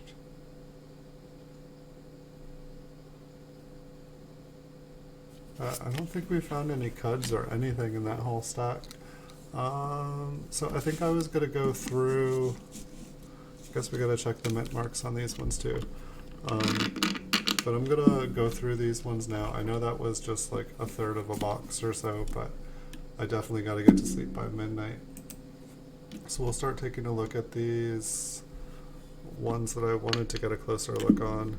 Hold on, let me zoom in. Everyone look away.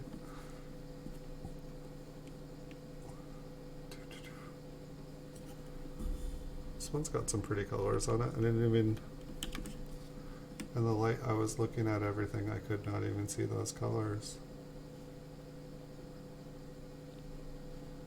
Oh, come on, I want to see those sparkles again. I didn't even realize that we had seen a toned coin. Like, unless I hold things on just the right angle, my camera magically makes toned coins disappear. Alright, but I think this was one we wanted to see something on.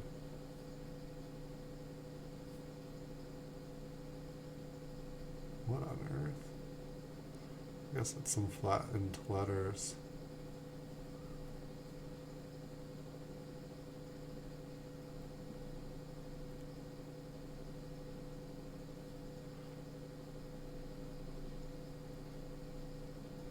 It's like some pieces of the rim look like they got busted off and are like smashed into the coin there.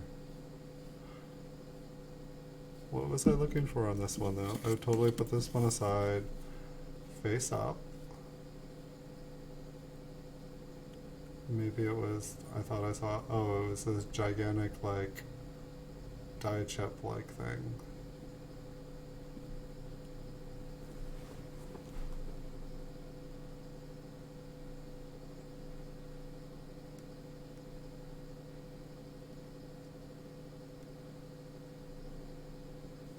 I totally agree. Part of I guess part of it is I was kind of having fun having everything be random.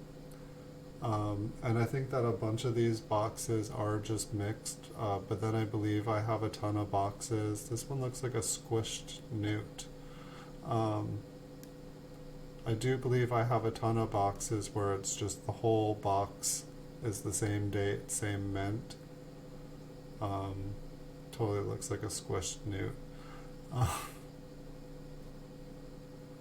So that one's kind of cool. But yeah, I totally agree, and that makes a lot of sense. Not only to save time, but also so that I can like study up and have all the photos right there in front of me. You're a genius. Thank you, Paul. Maybe I can. I guess like the reason that I hadn't done it is because it'll take me so long. I guess I can just like take like a few boxes and do it. I guess like it was feeling like an overwhelming task to like kind of sort a few 100,000 of them. But I think you're right. And I think that, I can even have up on a computer next to me, I can have the photos so that I can still stream while I'm looking at all the other photos. You're so right.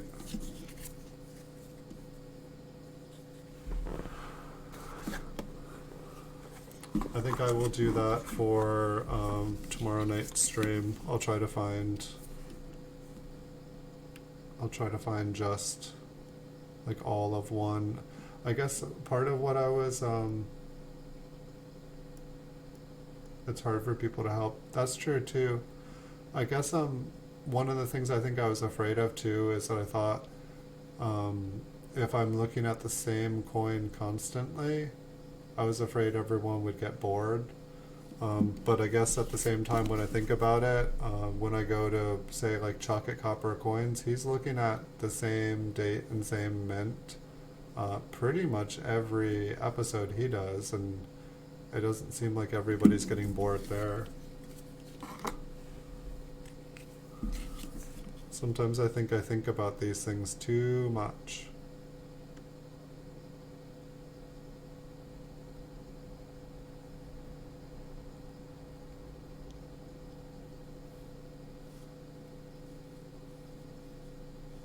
What did we see? We've only got a couple more of these, and then we can just zoom in on all the mint marks. Where'd it go? Okay, there we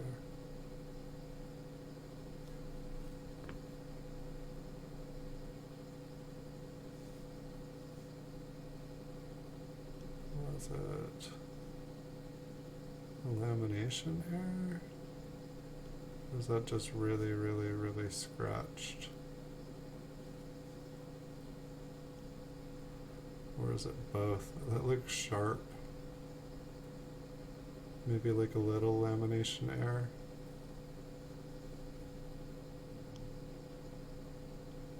It's the only thing I'm seeing on this coin.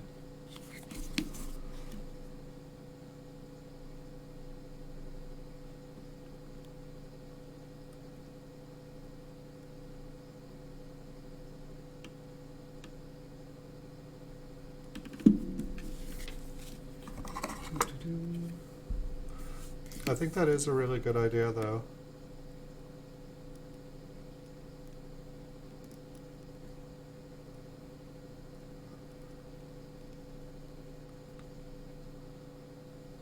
I like on the 5 how there almost looks like there's like a little die chip. Maybe it's just smushed, but the way it's rounded, it does not look smushed. I guess that would probably be something like when the 9 there would be filled. I want to look at just the mint mark here for a second. There is kind of a line.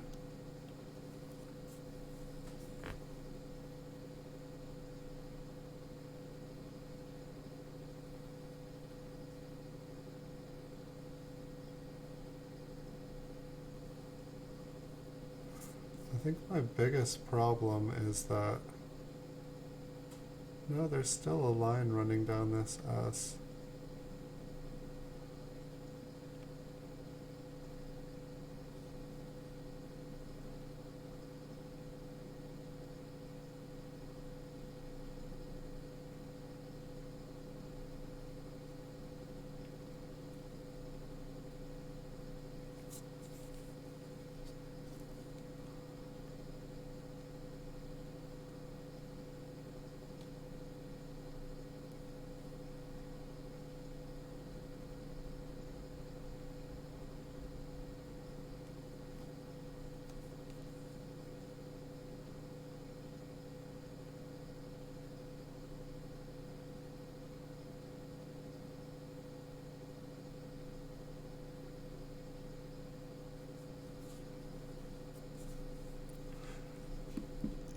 It's not a bad idea either. I've been kind of kicking myself in a way that every time I'm finding, say, like a cut on a coin, I haven't even been writing it on the flip, which essentially means to find everything that to find it all again, I'm gonna have to do this all the second time.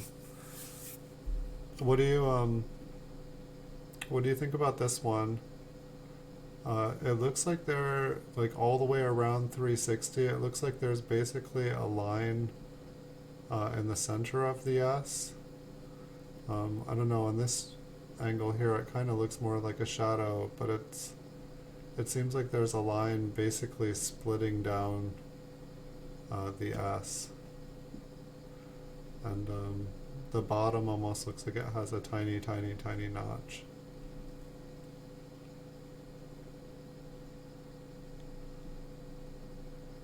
I don't know. When I went all the way around, I felt like I saw it pretty good. And then it's like I get back to the same spot. Maybe it is just reflection. I almost feel like I see it crawling. I think that round thing on the 5 is probably more interesting.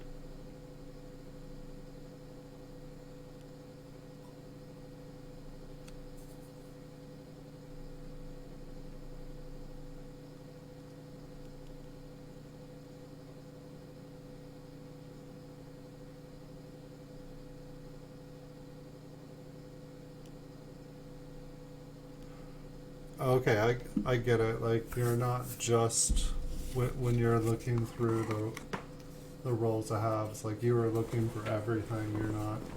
You're taking your time, and like nothing is getting by you. That makes good sense.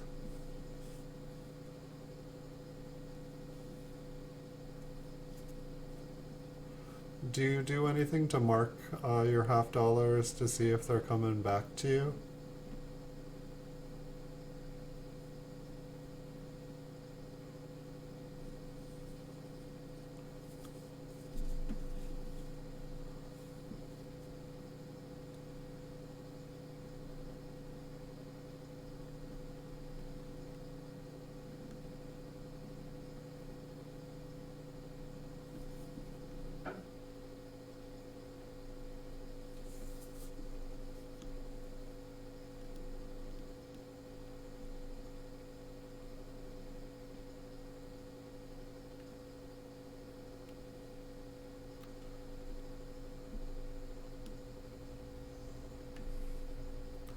It's like I see like a long colored area inside there, but it doesn't look like it has any depth.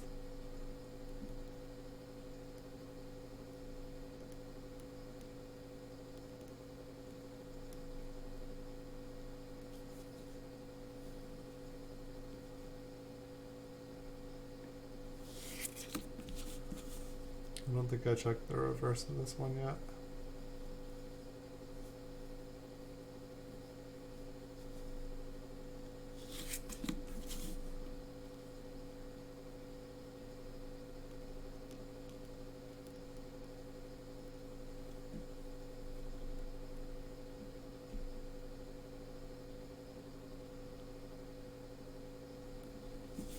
I don't think there is anything there.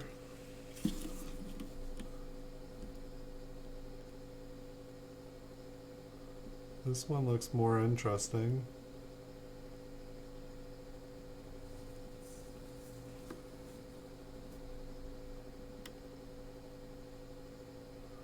Like this one definitely looks like there is something inside on both parts of it.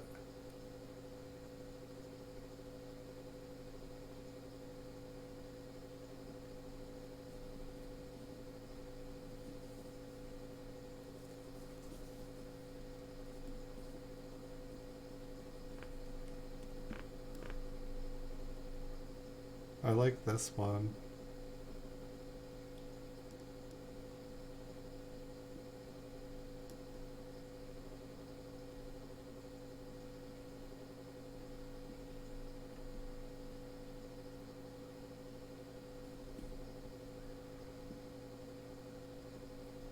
I mean, the S, like,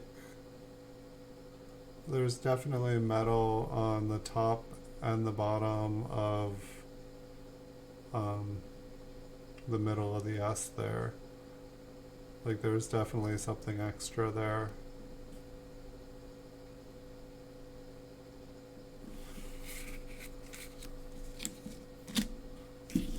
What it is, I don't know. I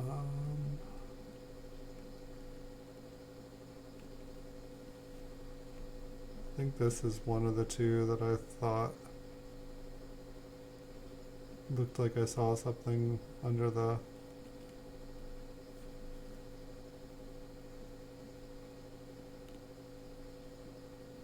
Is it just gunk?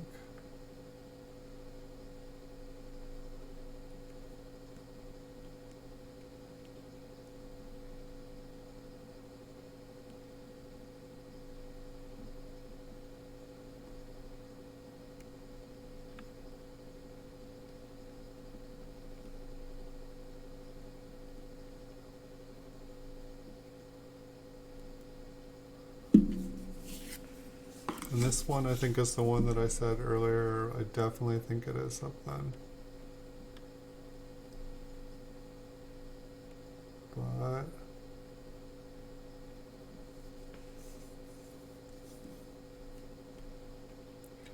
I'm not so sure now.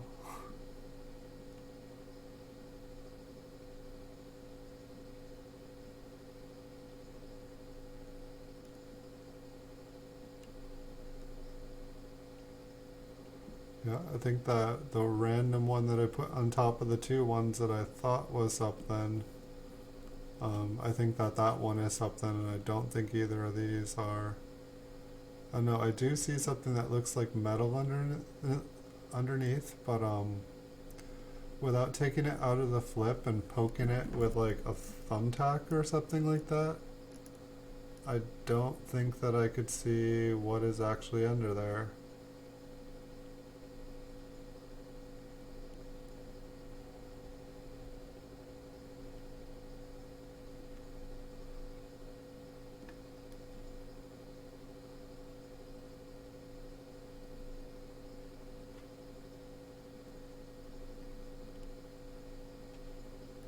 It's like my guess is that there's just junk there, and then there's like a little tiny bit of luster.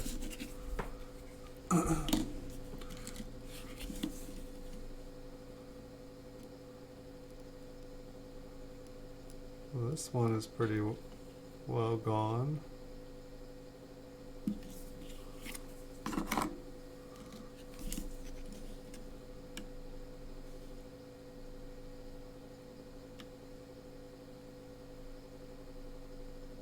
This one I feel like I can kind of see a little bit of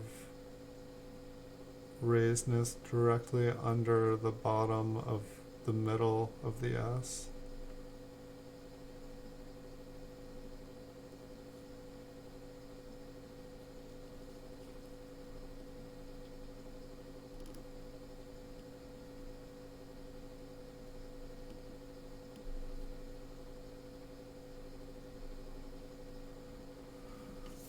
It's like the problem is like I can't zoom in quite enough to see the split and the serif.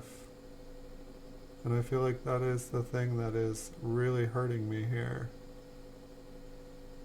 I can see it on the 004 that I have because it's like clear as day, because it's like basically like two serifs.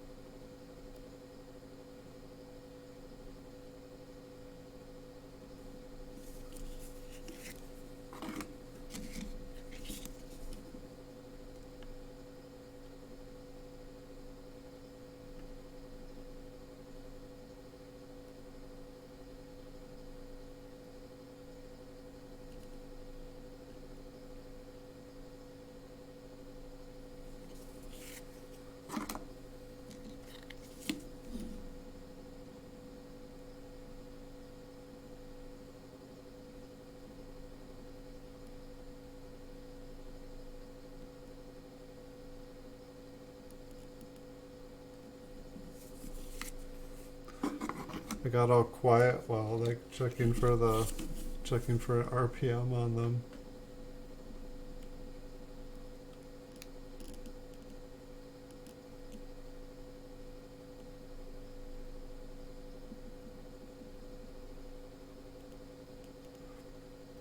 I think after I'm done checking these out, I will go and I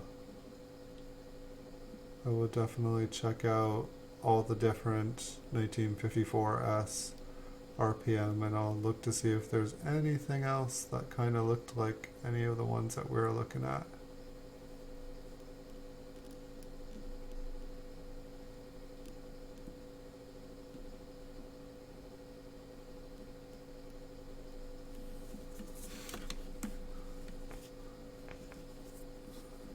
Whoops.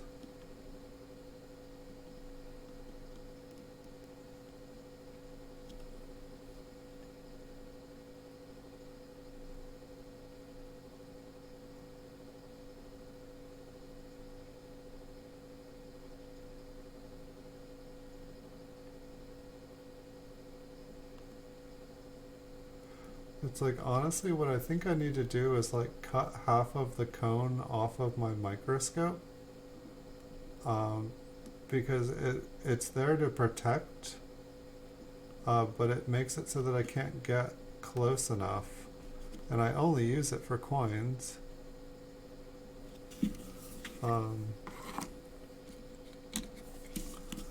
It's like, I think the only reason it's there is to make it, like, because it says it goes to 230x, but I'm only able to zoom in to 30x, and it makes, or like 40x, it makes no sense.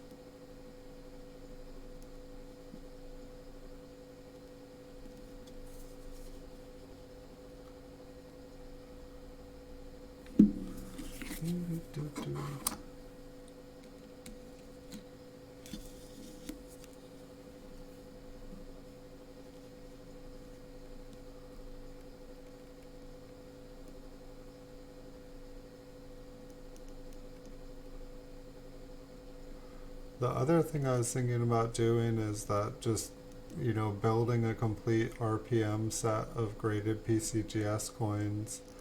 And then as I'm looking for different varieties, I can just pull them out. I can have like just a PCGS box like with all the different RPMs in them. It's like I've got a couple of them for different dates I can compare, but I guess it would be kind of hard to get every single one.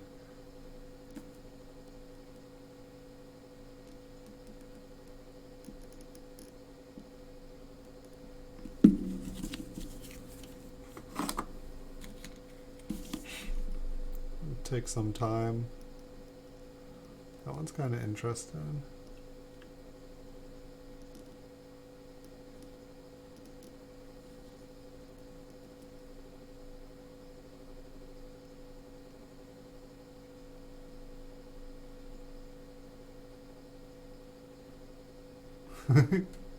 I've been spending a lot of time on other people's channels too.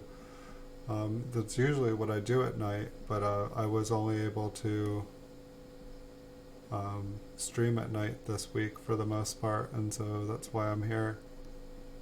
It looks like there is kind of some extra metal underneath the bottom and the top. It looks like the top serif splits a little bit. I'm not getting it at every angle.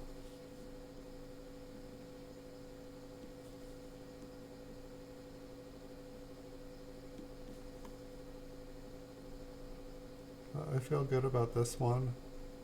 I don't know what it is, but I feel good about it. I feel like that's two of them that I feel good about. Where's the first one? I mean, I don't know. Perhaps there's an explanation. Yeah, I felt good about that one, and I felt good about this one. Was this one I felt okay about?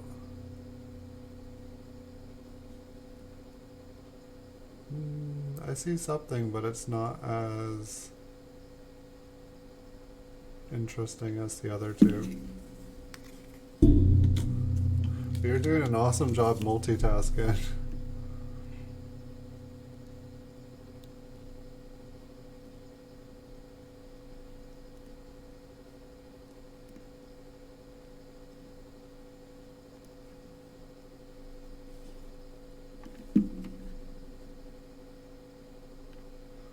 It'd probably be easier too if I had the microscope set up to just show stuff at a certain angle.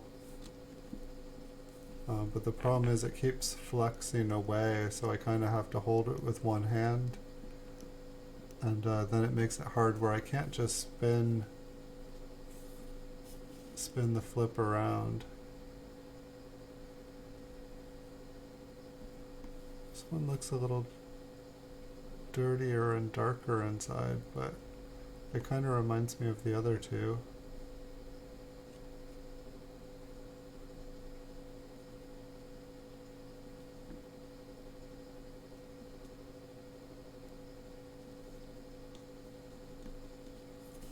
Let's see if I'm seeing that same thing on the top.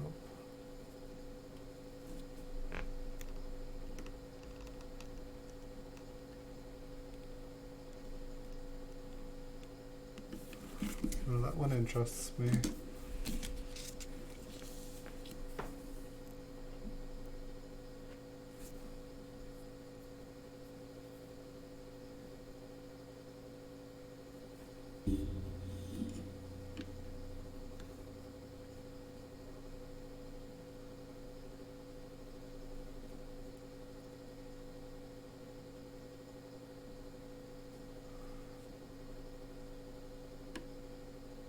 Can't tell what is gunk and what.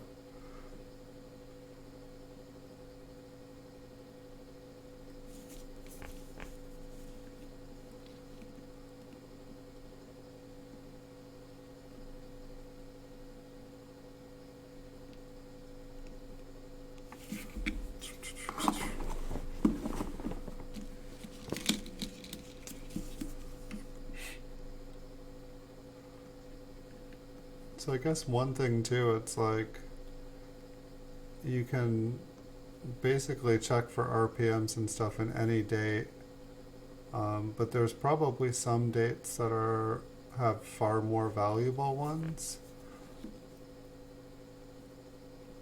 And so in some ways those would probably be the best ones to try to search through. I mean, I guess I'm here just searching through ones that I have myself, so that's kind of besides the point, but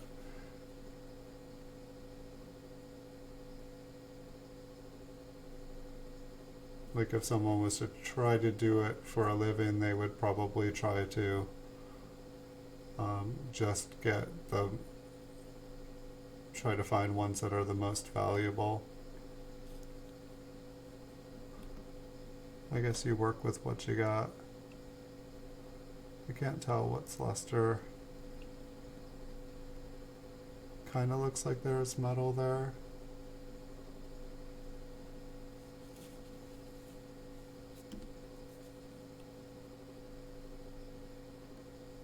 There kind of doesn't.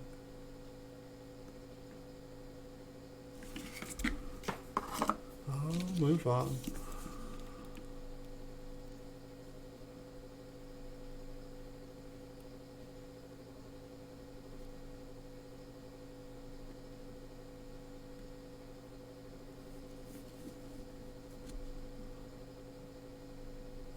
It would probably take a really long time to get a full variety set.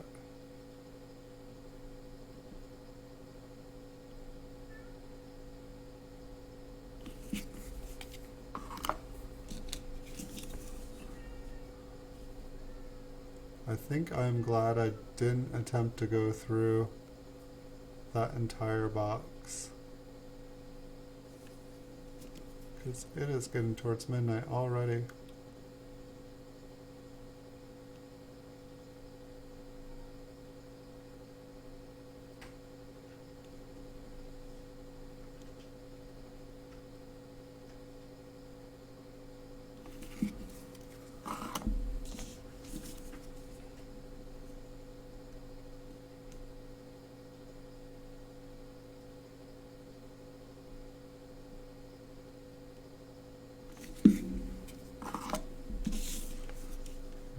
last one.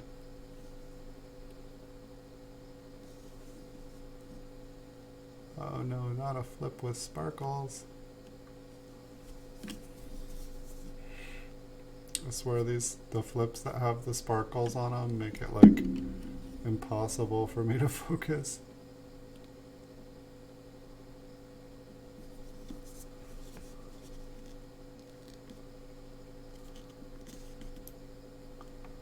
It so has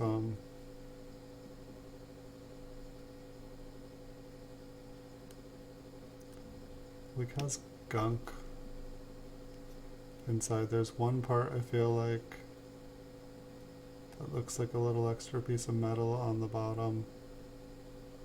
But it's like I can't see the other side because there's just like junk inside. It's just S53. Let's look at it randomly one more time.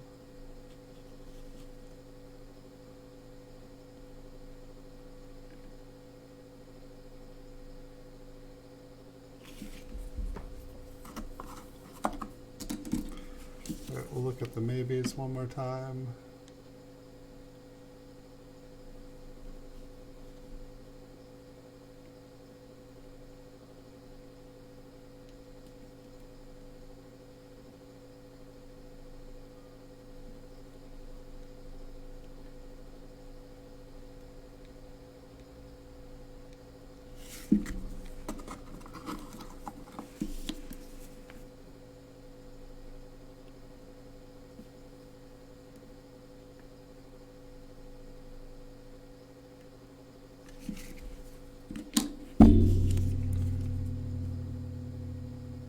I feel like I like this one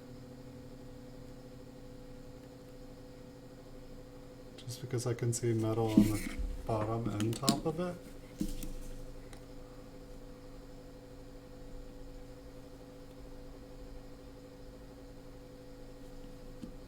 I thought I could see metal on the bottom and top of this one too.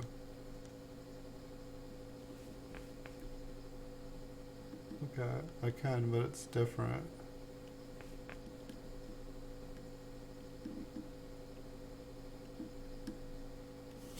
They're constantly changing on me, Paul. Alright. Many thank you for your advice, Paul. I really appreciate it. I feel like you gave me a lot of good advice there, and I really appreciate it, and I will try to take it to heart and try to think about how I can implement it in things. It's like I like to keep things a little bit fun and spontaneous, and it's like I like to not know what the next coin is going to be to some degree, but at the same time, if I'm going to spend all the time to do this, it definitely would make a lot more sense to do it in an organized fashion. And so I think that makes a lot of sense.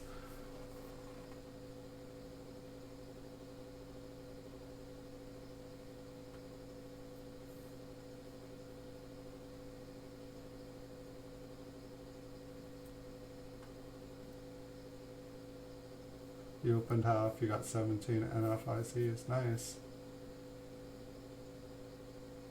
Were those just on the enders, or you said you opened the half box? Cool, I hope you find lots and lots and lots and lots of silver. And if you enjoy the NFICs, I hope you find lots and lots more of them too. I'm gonna try to get to bed, everybody. I really appreciate you guys all being here. Thank you so much for the advice, Paul. I wish you guys all good night. I'm gonna get to sleep here before I turn into a pumpkin, as it's almost midnight. Let's see, I said I wouldn't be here tomorrow and Thursday, but so far I've been able to pull off these night streams. Kind of burning the candle on both ends, but I enjoy it. So if I'm able to, I cannot make any promises, people. If I'm able to, I'll be back on here probably about 9 o'clock tomorrow, 9 p.m. and then Friday I should have no problem getting on 6 p.m. past, and then I have pretty much the entire weekend. So there'll be a ton of streams. If there's anything you guys would like to see, just let me know. I've got a ton of stuff to look at. I've been enjoying just going through these, trying to figure out what I have, and it's given me a better idea of kind of what to do with the majority of it once I'm done with it someday. Um,